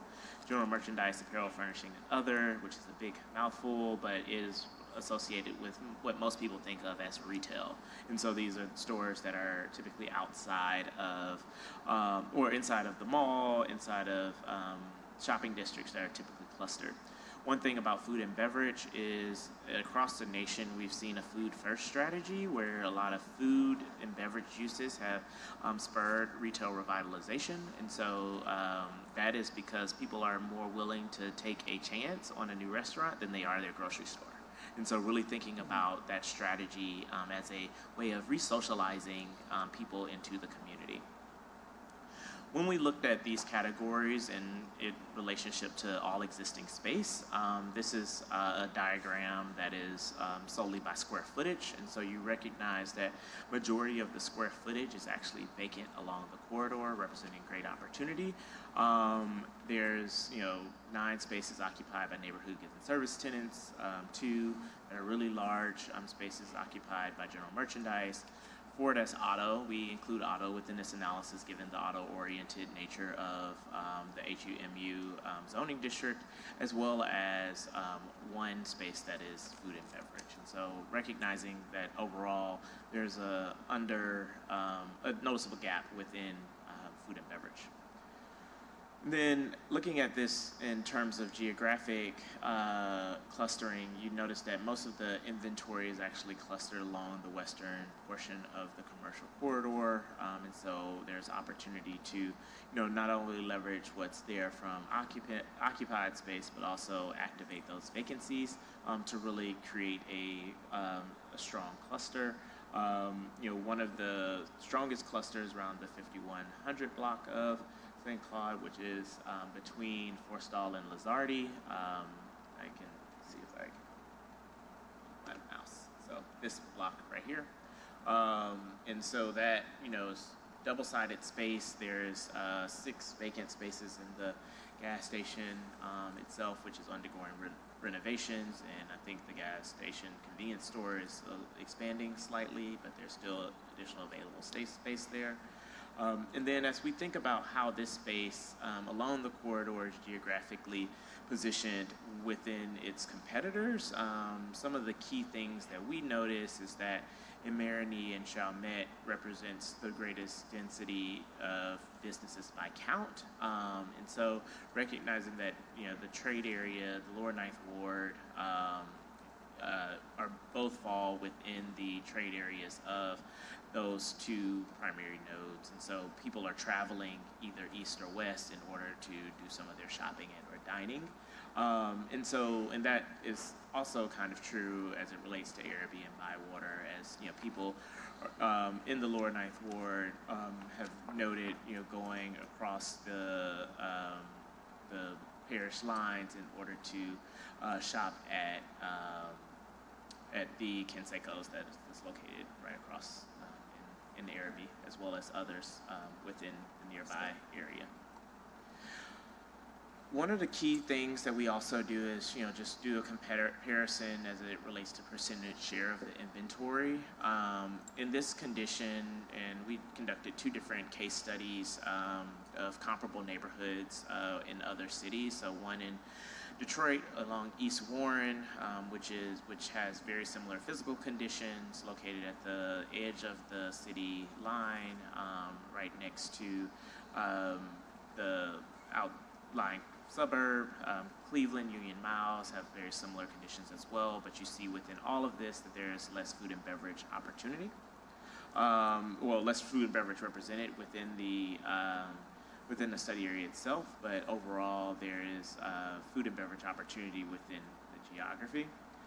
In the demographic conditions that we looked at, overall, population is starting to rebound. There's an opportunity for continued access to goods and services, and you see that, as retail square footage was vacated, as populations continue to grow, there's continued opportunity to increase that square footage. And I think overall, a few other key characteristics to look at here is average household size, which is comparable to other geographies, specifically the New Orleans MSA overall. Thinking about the percentage of Black population, which has decreased since 2010. There's a question around the ages 55 plus to really understand, what are the opportunities to both serve the elder population, as well as, is this segment of the neighborhood attracting or comprised of more older population? What does that mean for retail demand? It's comparable to other neighborhoods that we looked at within these benchmarks. As well as, finally looking at educational attainment as one of the key indicators for actual disposable income growth, but as a challenge in household income as being lower than, some of the other benchmarks that we looked at. So looking at calculated demand, overall, we're looking at number of establishments and customer spending, and that total number of establishment that they can support. And so overall, most of the existing business or neighborhoods, goods and services, there is a lot of convenience stores along the corridor. Unmet demand remains for laundromats and dry cleaners. Food and beverage, there's opportunities to support with more of these establishments by both of our models that we ran. So looking at restaurants, cafes, bars, etc. And then, although there are 2 larger general merchandise stores, there are still gaps within that. So some of those stores provide some of these uses, such as books and apparel. But are there opportunities to do some that are more smaller and more boutique? Overall, looking at the idea around comparables and competition, and looking at what are the gaps within the neighborhood itself. And this is not associated with demand, but more or less those neighborhoods that we looked at on the previous slide, including Chalmette and Marigny. So dry cleaner, laundromat, groceries, restaurants across categories, coffee shops, and then small boutiques. A critical finding that we had within our analysis was that comparable districts that have a supermarket have 1 or 2 convenience stores, and then comparable districts that have more than 2 convenience stores do not have a supermarket. And so when we're talking about investing in the supermarket, we must really consider what's on the ground, and realizing that if a supermarket enters into the market, it will cannibalize or take away the sales of existing stores, which may result in their closure.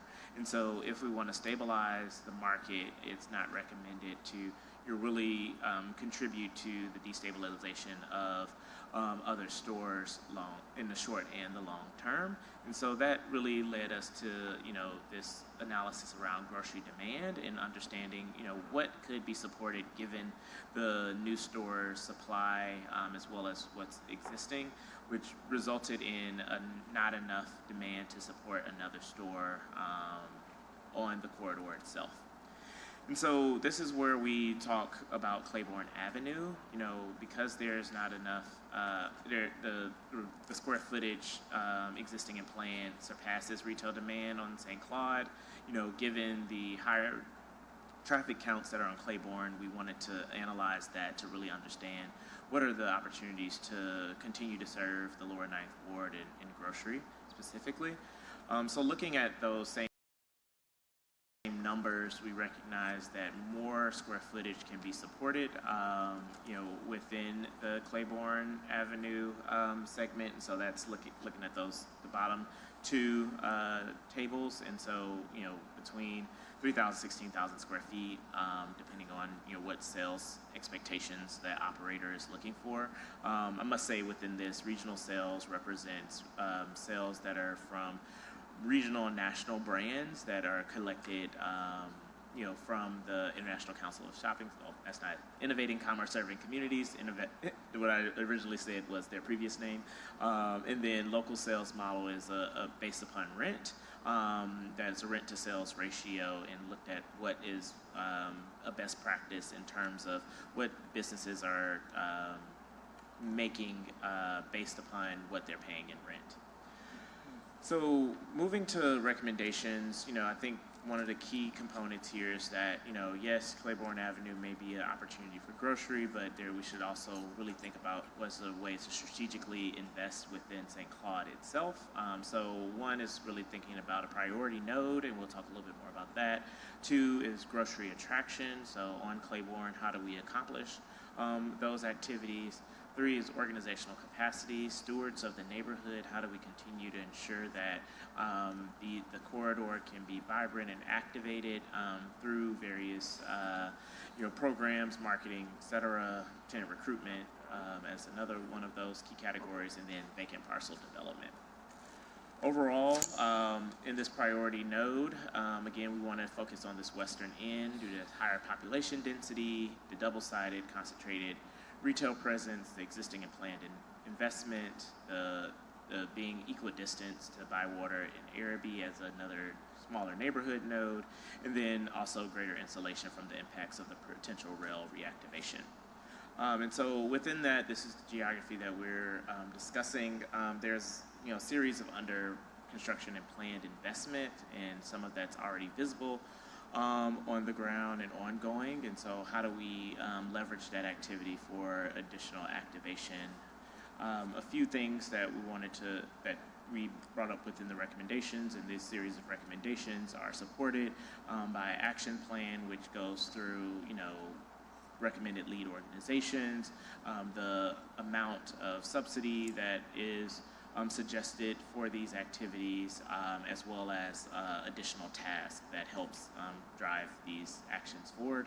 And so within that is enhancing public right-of-way, really understanding that that's the front yard of these businesses and being able to capture new customers, upgrading building facades and interiors, really thinking about both existing and new buildings needing, or new businesses needing investment, because, many of the community members really talked about, hey, because of how this space looked from the outside and or my perception of it, I have been hesitant to actually shop there. And so thinking about ways to bolster sales by that type of investment, repurposing vacant spaces, specifically with a lens towards food and beverage. And so there are a few food and beverage entities that we'll talk about on the next page that were older and currently vacant, that can be renovated.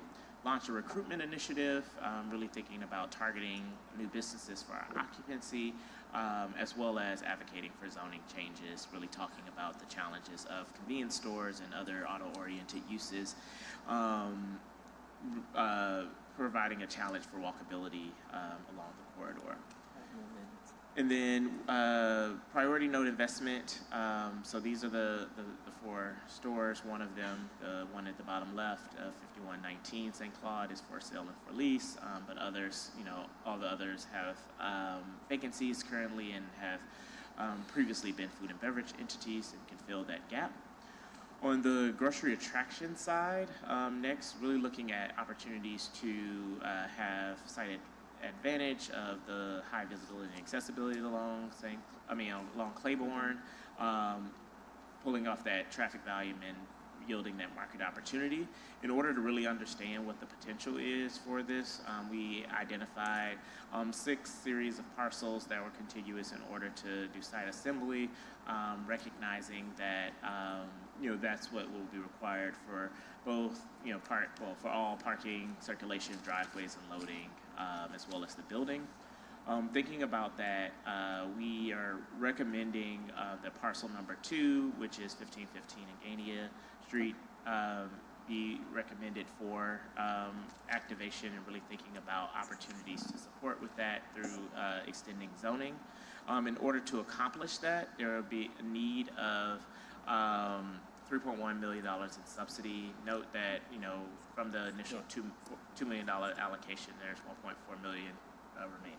Yeah, I think, Bobby, what the highlight of the study, just if I could hone in on a couple of things. One is, Bobby mentioned the location as we started our work on St. Claude, determined based on what the data provides that a better location for Ultimate Grocer would be along Claiborne Avenue.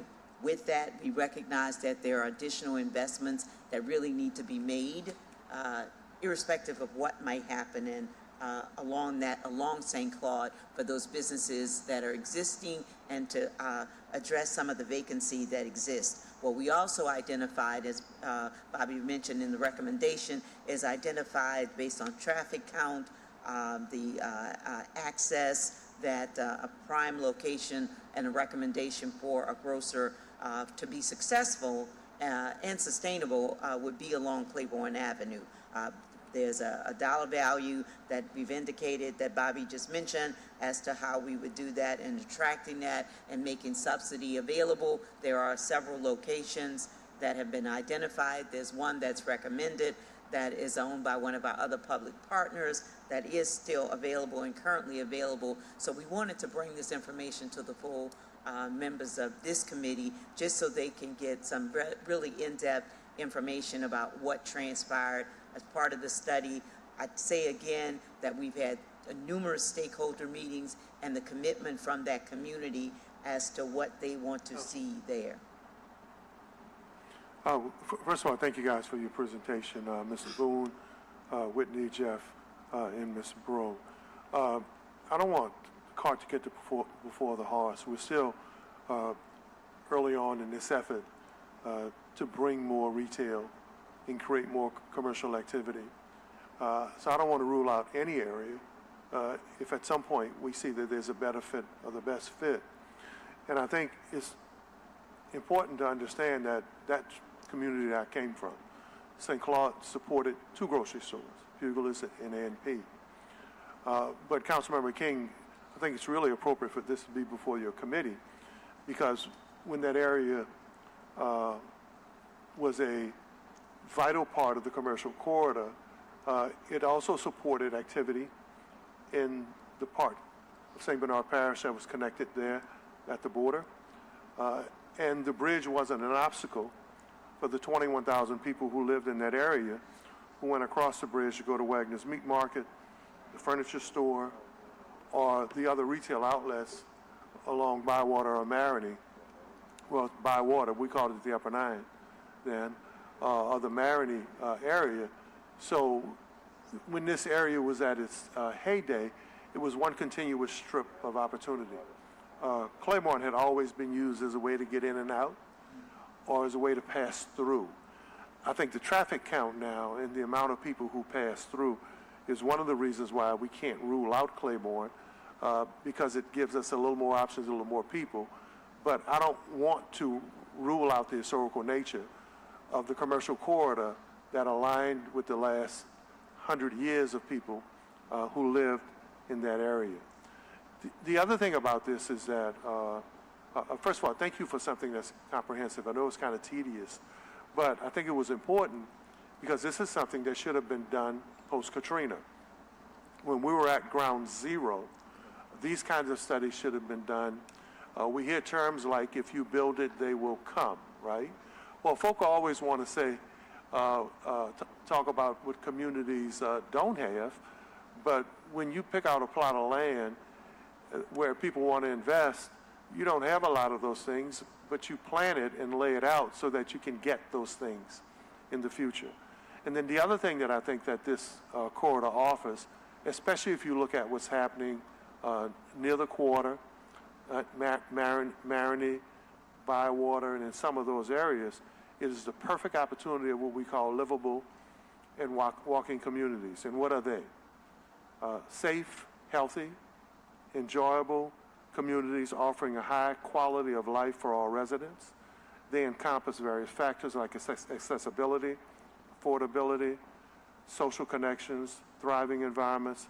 These communities prioritize the well-being of their residents by providing diverse housing options, transportation, and access to essential services, opportunities, and social interactions.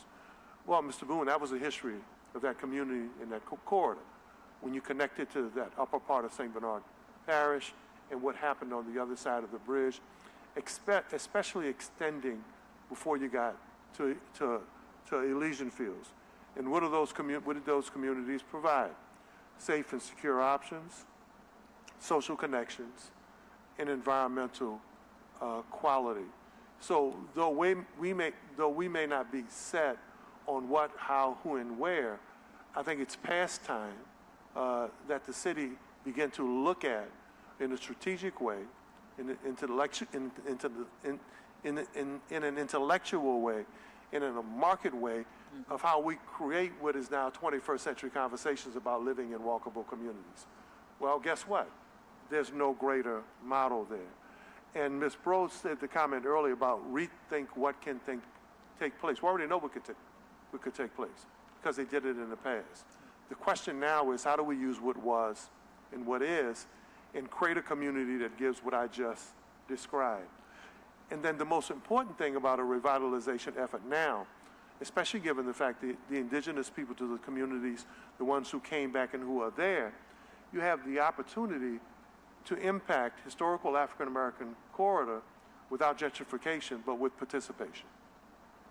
And that's a new term, folk. Gentrification, without gentrification, but with participation. So the city now has a chance to impact a community where we have historic value, we have new residents, and we have not only the potential for growth, but for growing the tax base of this city. So for me, Ms. Bro, and for our panel, have we ruled out St.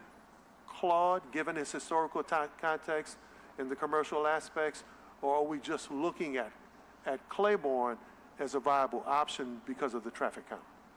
I think it's a combination of both, Councilmember, that Claiborne Avenue, not only for its traffic count, but also as the community has grown and moved from St. Claude to Claiborne and then over to the other side of Claiborne Avenue, you've seen a number of growth in housing and housing opportunities, recognizing that we're talking about potential major investment of a potential grocer along Claiborne Avenue, but also continuing wanting to make investments along St. Claude. That is one of the things that came out of this study, is a recognition that there has not been the level of investment along St. Claude to some of those businesses that currently exist. Also for us to be mindful as to how we're thinking about zoning and what we're doing and bringing new businesses along the corridor. And for my colleagues, the other thing I think that this study does, Mr. Boone, and your team is to be commended, it gives us a comprehensive look at a microcosm, a part of the city, similar to what Robert Hand and some of the great commercial realtors have done, in that I think it would be important that everyone would read that study, because what it does is it lets you take a look at what the community doesn't have and what the community can support, even given some of its challenges. And so I would hope, Jeff, that we would become students of that Robert Hand study or that major commercial study, because when you look at our population, some folk would say, well, you know, this community doesn't have this, but the study shows that it could support this. So we could begin to channel and direct entrepreneurs who could open up or do startups or invest in businesses that the community can support, period. So, I mean, that's just my take on this thing, and I would hope that at some point more studies like this would be done. And I just have to say this for the record. The TIF created the growth and opportunity in that riverfront corridor. I think I did the first ordinance.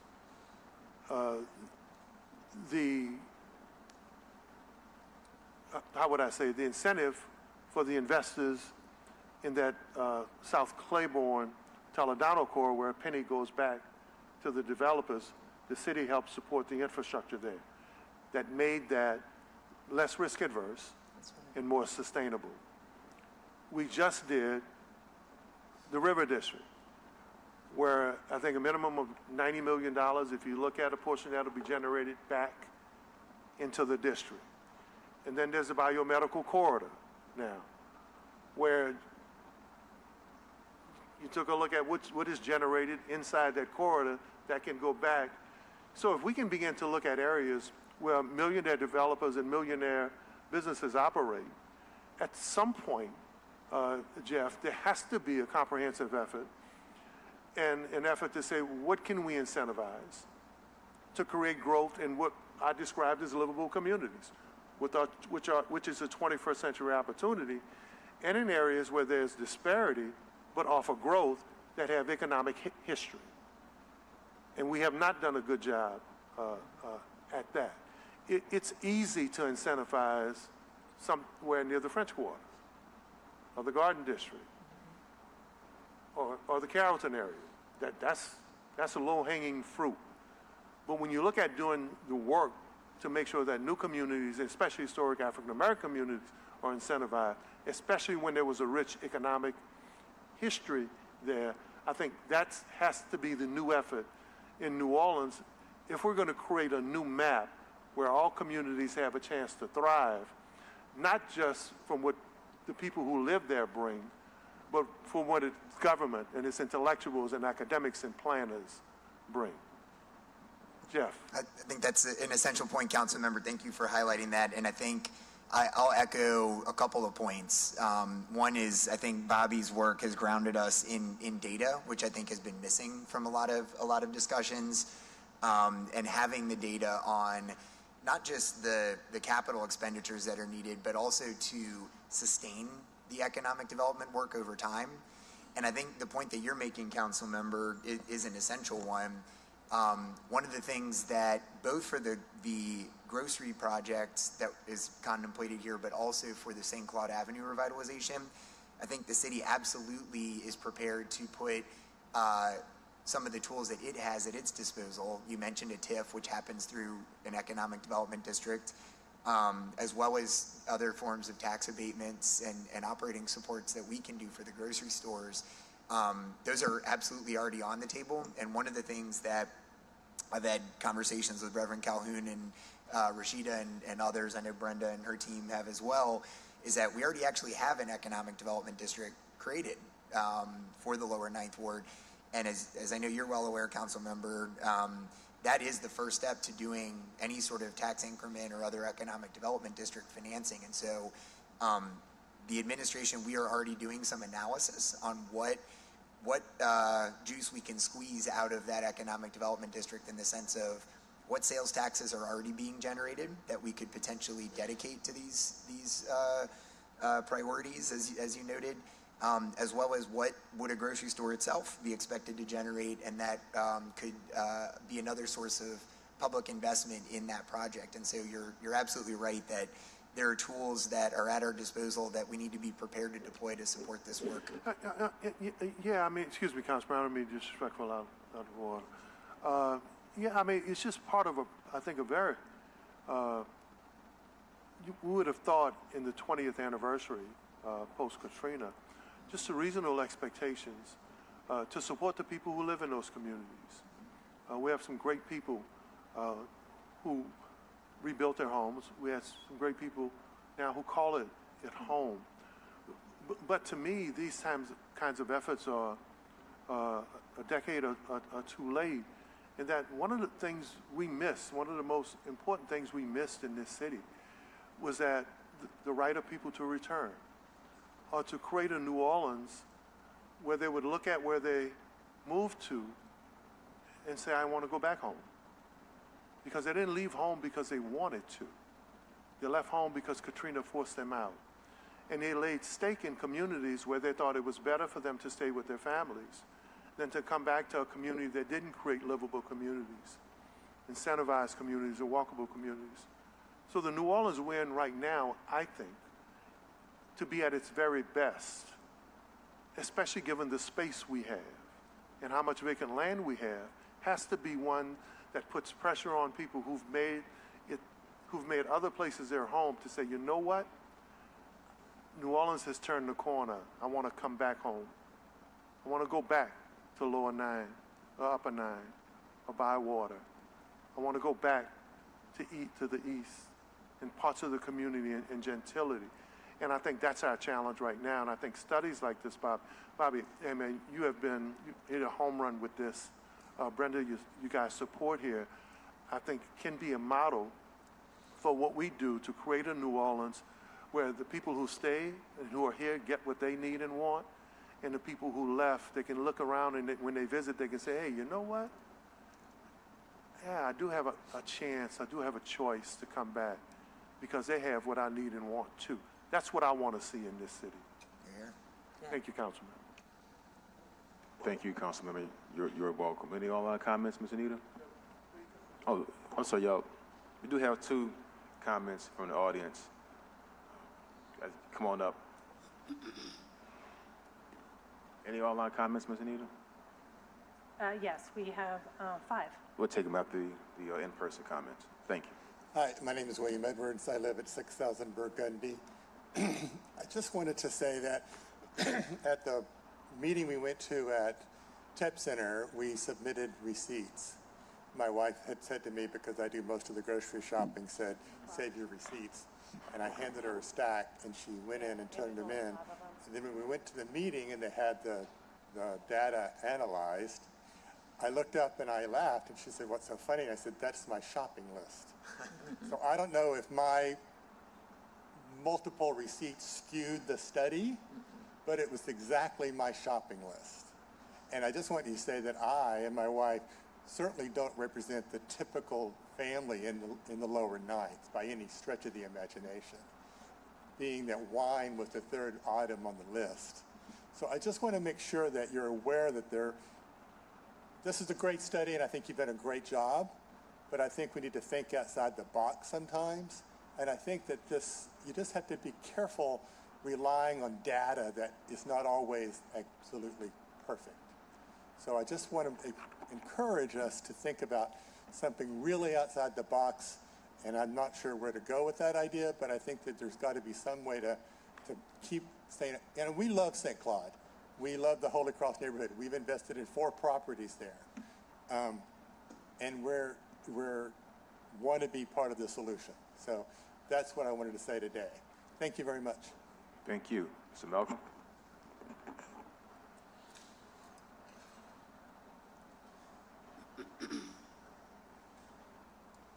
Good afternoon. My name is Malcolm Hardiman. I live at 2266 North Villeray in St. Roch.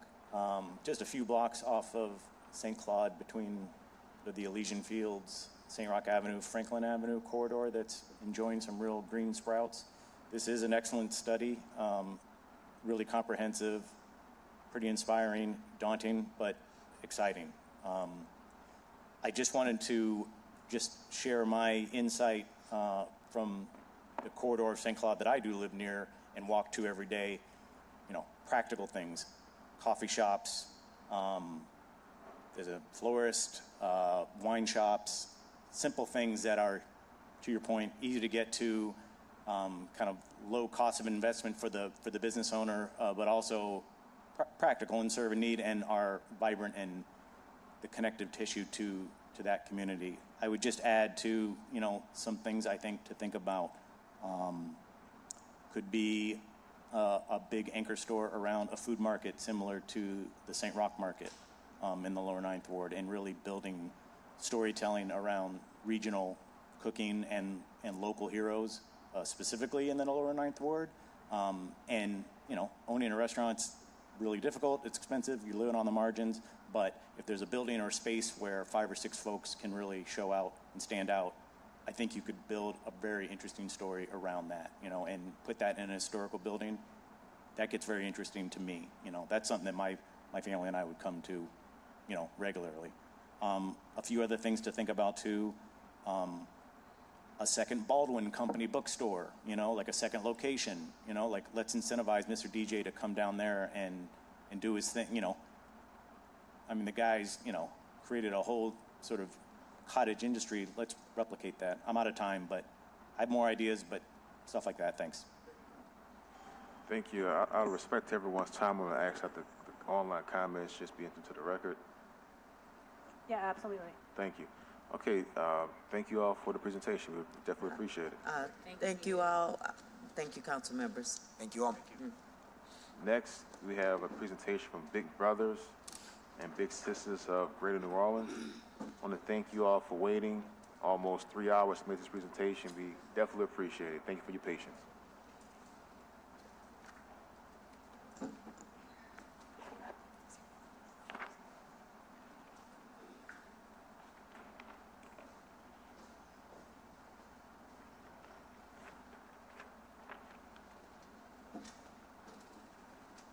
Hi.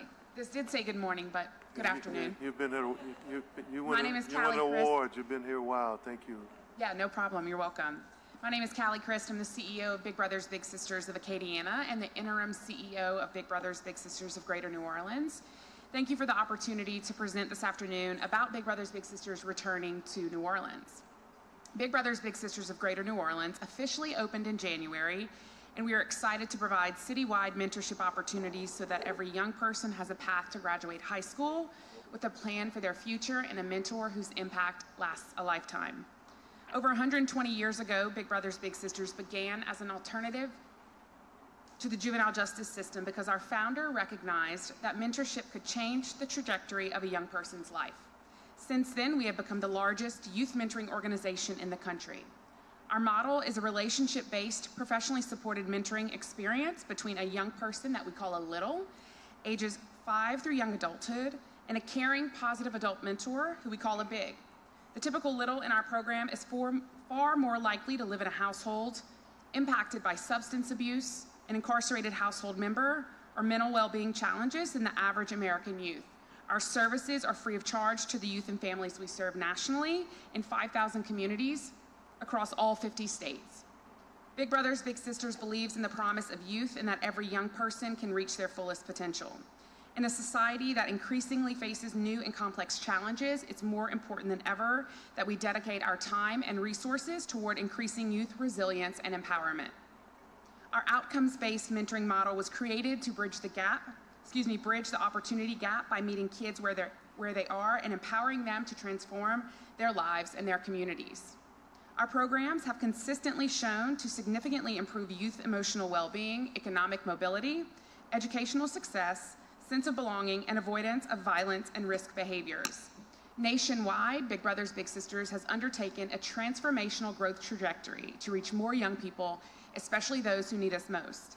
New Orleans was an important and integral part of this growth plan because we know that too many young people here are struggling and need access to positive adult mentors who can expose them to alternative ways to approach their education, job readiness, mental health, and the role in the community. Reestablishing a presence in New Orleans is more than just a return to service, it's a renewed commitment to this incredible city. We know that New Orleans values partners who will commit indefinitely to meeting the needs of its citizens, and we at Big Brothers Big Sisters are prepared and ready to serve the city over the long term. As you know, the needs of New Orleans youth are great. Today, 96,000 young people in Orleans Parish face significant challenges in academic success, social emotional well-being, and avoidance of risky behaviors that impact their ability to graduate with a plan for their future. Many young people in New Orleans lack a sustained positive mentor and feel like they have a limited choices because of the circumstances into which they were born.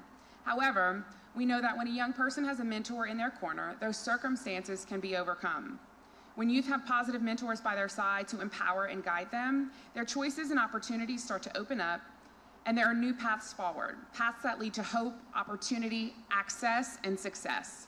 Mentorship gives them the confidence to believe that they can do great things, the courage to make positive choices, and the strength to persist when things get hard. Research shows that youth paired with an adult mentor have significantly improved outcomes compared to non-mentored youth. Earlier this year, Big Brothers Big Sisters of America released a groundbreaking study on the transformative power of mentorship in shaping young people's educational, economic, and social trajectories. Conducted by leading institutions, researchers from Harvard University and the U.S. Department of Treasury, this first of its kind study revealed how mentorship programs can serve as a scalable solution to reduce socioeconomic disparities over time.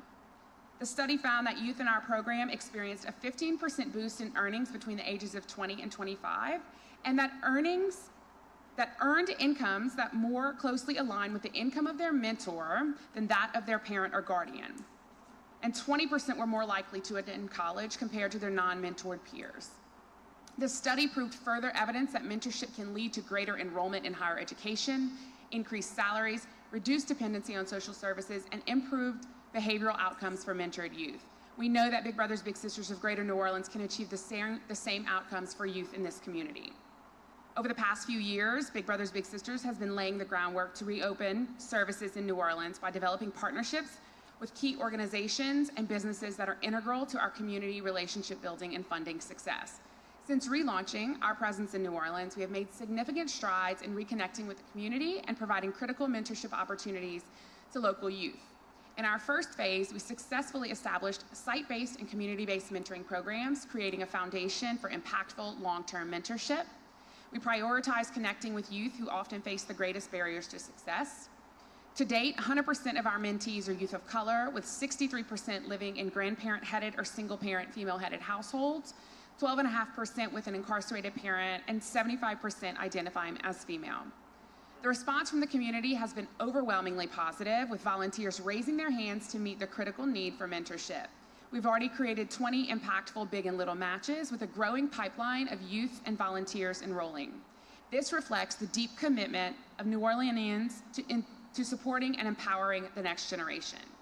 We have formed vital partnerships with key organizations, including KIPP New Orleans Schools, Inspire NOLA Charter Schools, Xavier University, Dillard University, Tulane, UNO, NORD, NOPD's Community Engagement Division, STEM NOLA, Son of a Saint, and other youth-serving organizations. Looking ahead, we'll be launching our High School Bigs program, where high school students will mentor younger peers, creating powerful near-peer connections. We're also planning to introduce our small group, character-driven mentoring program with a focus on workforce readiness and equipping youth with the skills and confidence needed for long-term success. Our long-term goal is to create strong, self-sustaining program that not only supports the youth we serve today, but builds a lasting legacy of mentorship for future generations in New Orleans.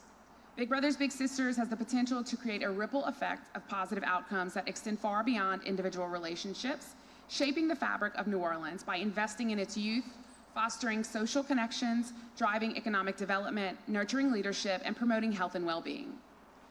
Mentors often become advocates for positive change within their communities, leading initiatives to address local issues and improve the quality of life for all residents. Reestablishing Big Brothers Big Sisters mentorship programs in New Orleans can create this positive ripple effect for youth, residents, and the community of New Orleans. We are deeply grateful for the support of our partners, mentors, and community members who are making this work possible. And we look forward to partnering with the City Council to help the entire community reach its vision that all youth thrive and have the ability to define their own path. Oh, thank you. Thank you, Ms. Chris. Where are you located in the greater New Orleans area? So we do not have a physical location yet. So we have 3 program staff. You were on the West Bank once before, wasn't it? I believe that the Big Brothers Big Sisters of Southeast Louisiana, which closed in 2012, was located on the West Bank. Yeah. We do not have a physical location yet. We have 3 mentoring specialists based in New Orleans who are working virtually. Okay.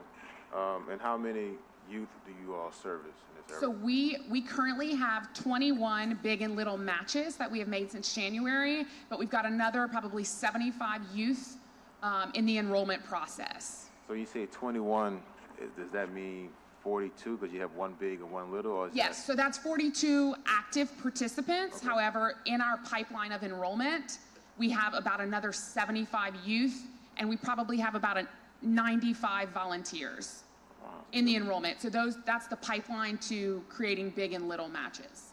And now you said 75% are black females? Yes, currently.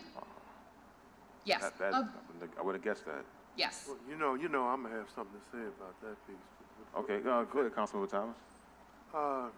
Yeah, I mean, it kind of, your comment of what you're seeing kind of debunks all of the studies that are done. When you look at the juvenile justice system, 90% of it's usually young black men who are still justice involved. When you look at the CNBC 2024 economic report, it says that black men and boys are being left out of the nation's economy. When you look at post-Katrina results about poverty and unemployment, African-American boys are the most unaffected when you talk about having opportunity at jobs and economic growth. But you're saying that 70% of your clientele is female. So of the young people that we have paired in a big and little relationships since our relaunch, 75% are female. So that's just 75% of 20. However, of the young people who are in our enrollment process, the majority of those are young boys of color. So we have a critical need for black male mentors. Oh, okay, well, yeah, Councilman, so that addresses a whole another need.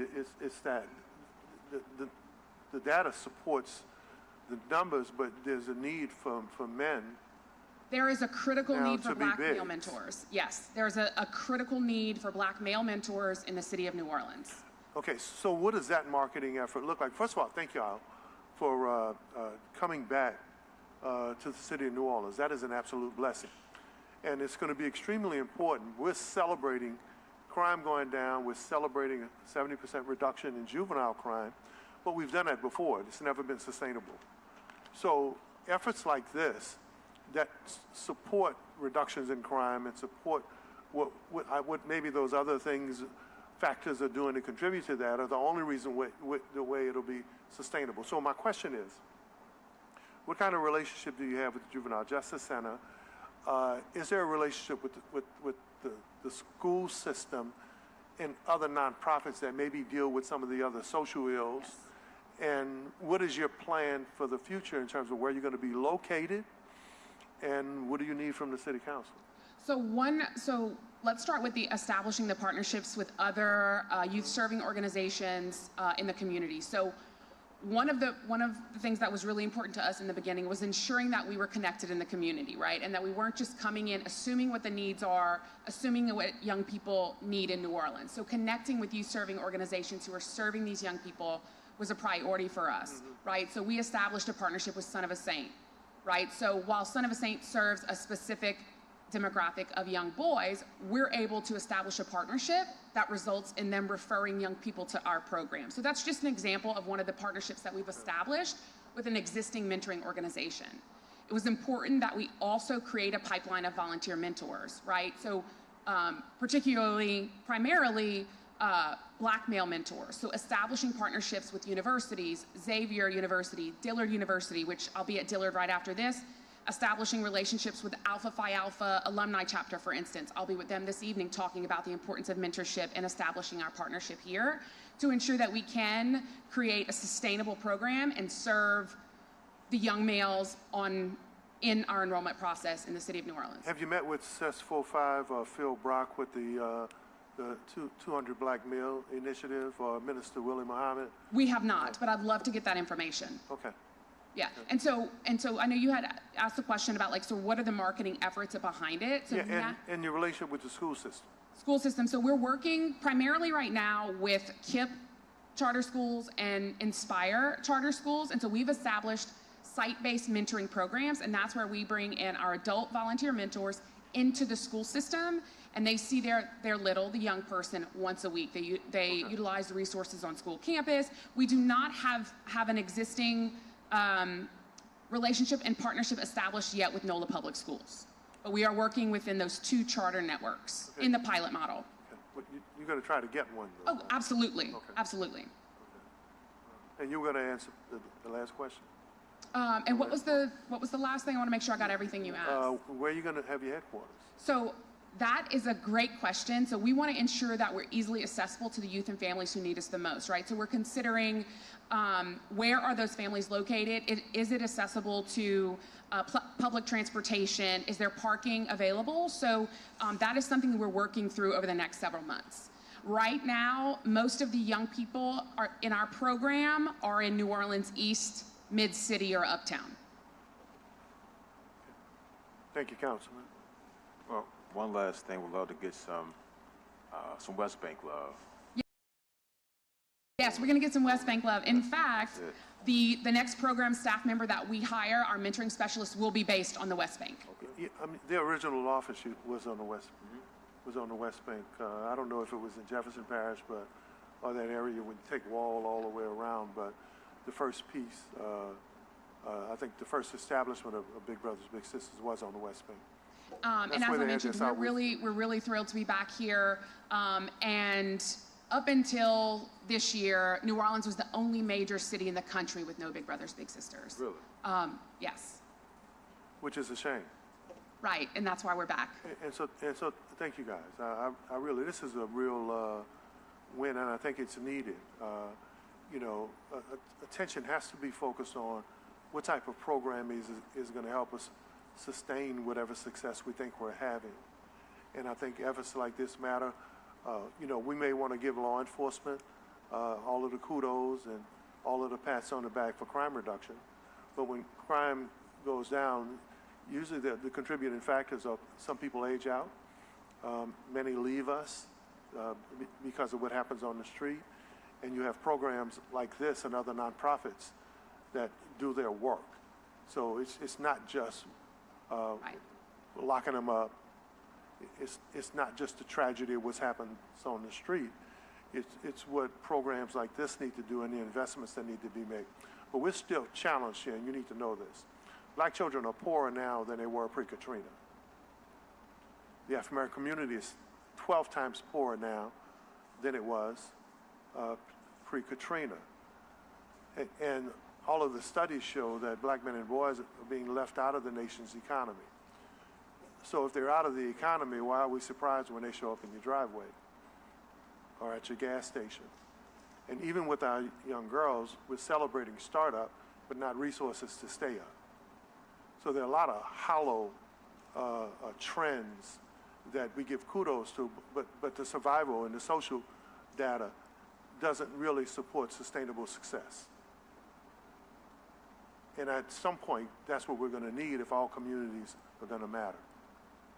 But thank y'all for coming back. Yes, thank you. And I do want to add one important note that we are working closely with NORD and Sergeant Jones in the Community Engagement Division of NOPD to establish what we call a Bigs with Badges program, and that's where we connect law enforcement officers to youth in the communities through mentorship. So we are working closely with NOPD.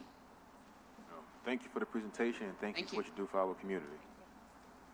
All right, Ms. Anita, that concludes our meeting. No quorum, so no need to adjourn. See you next time.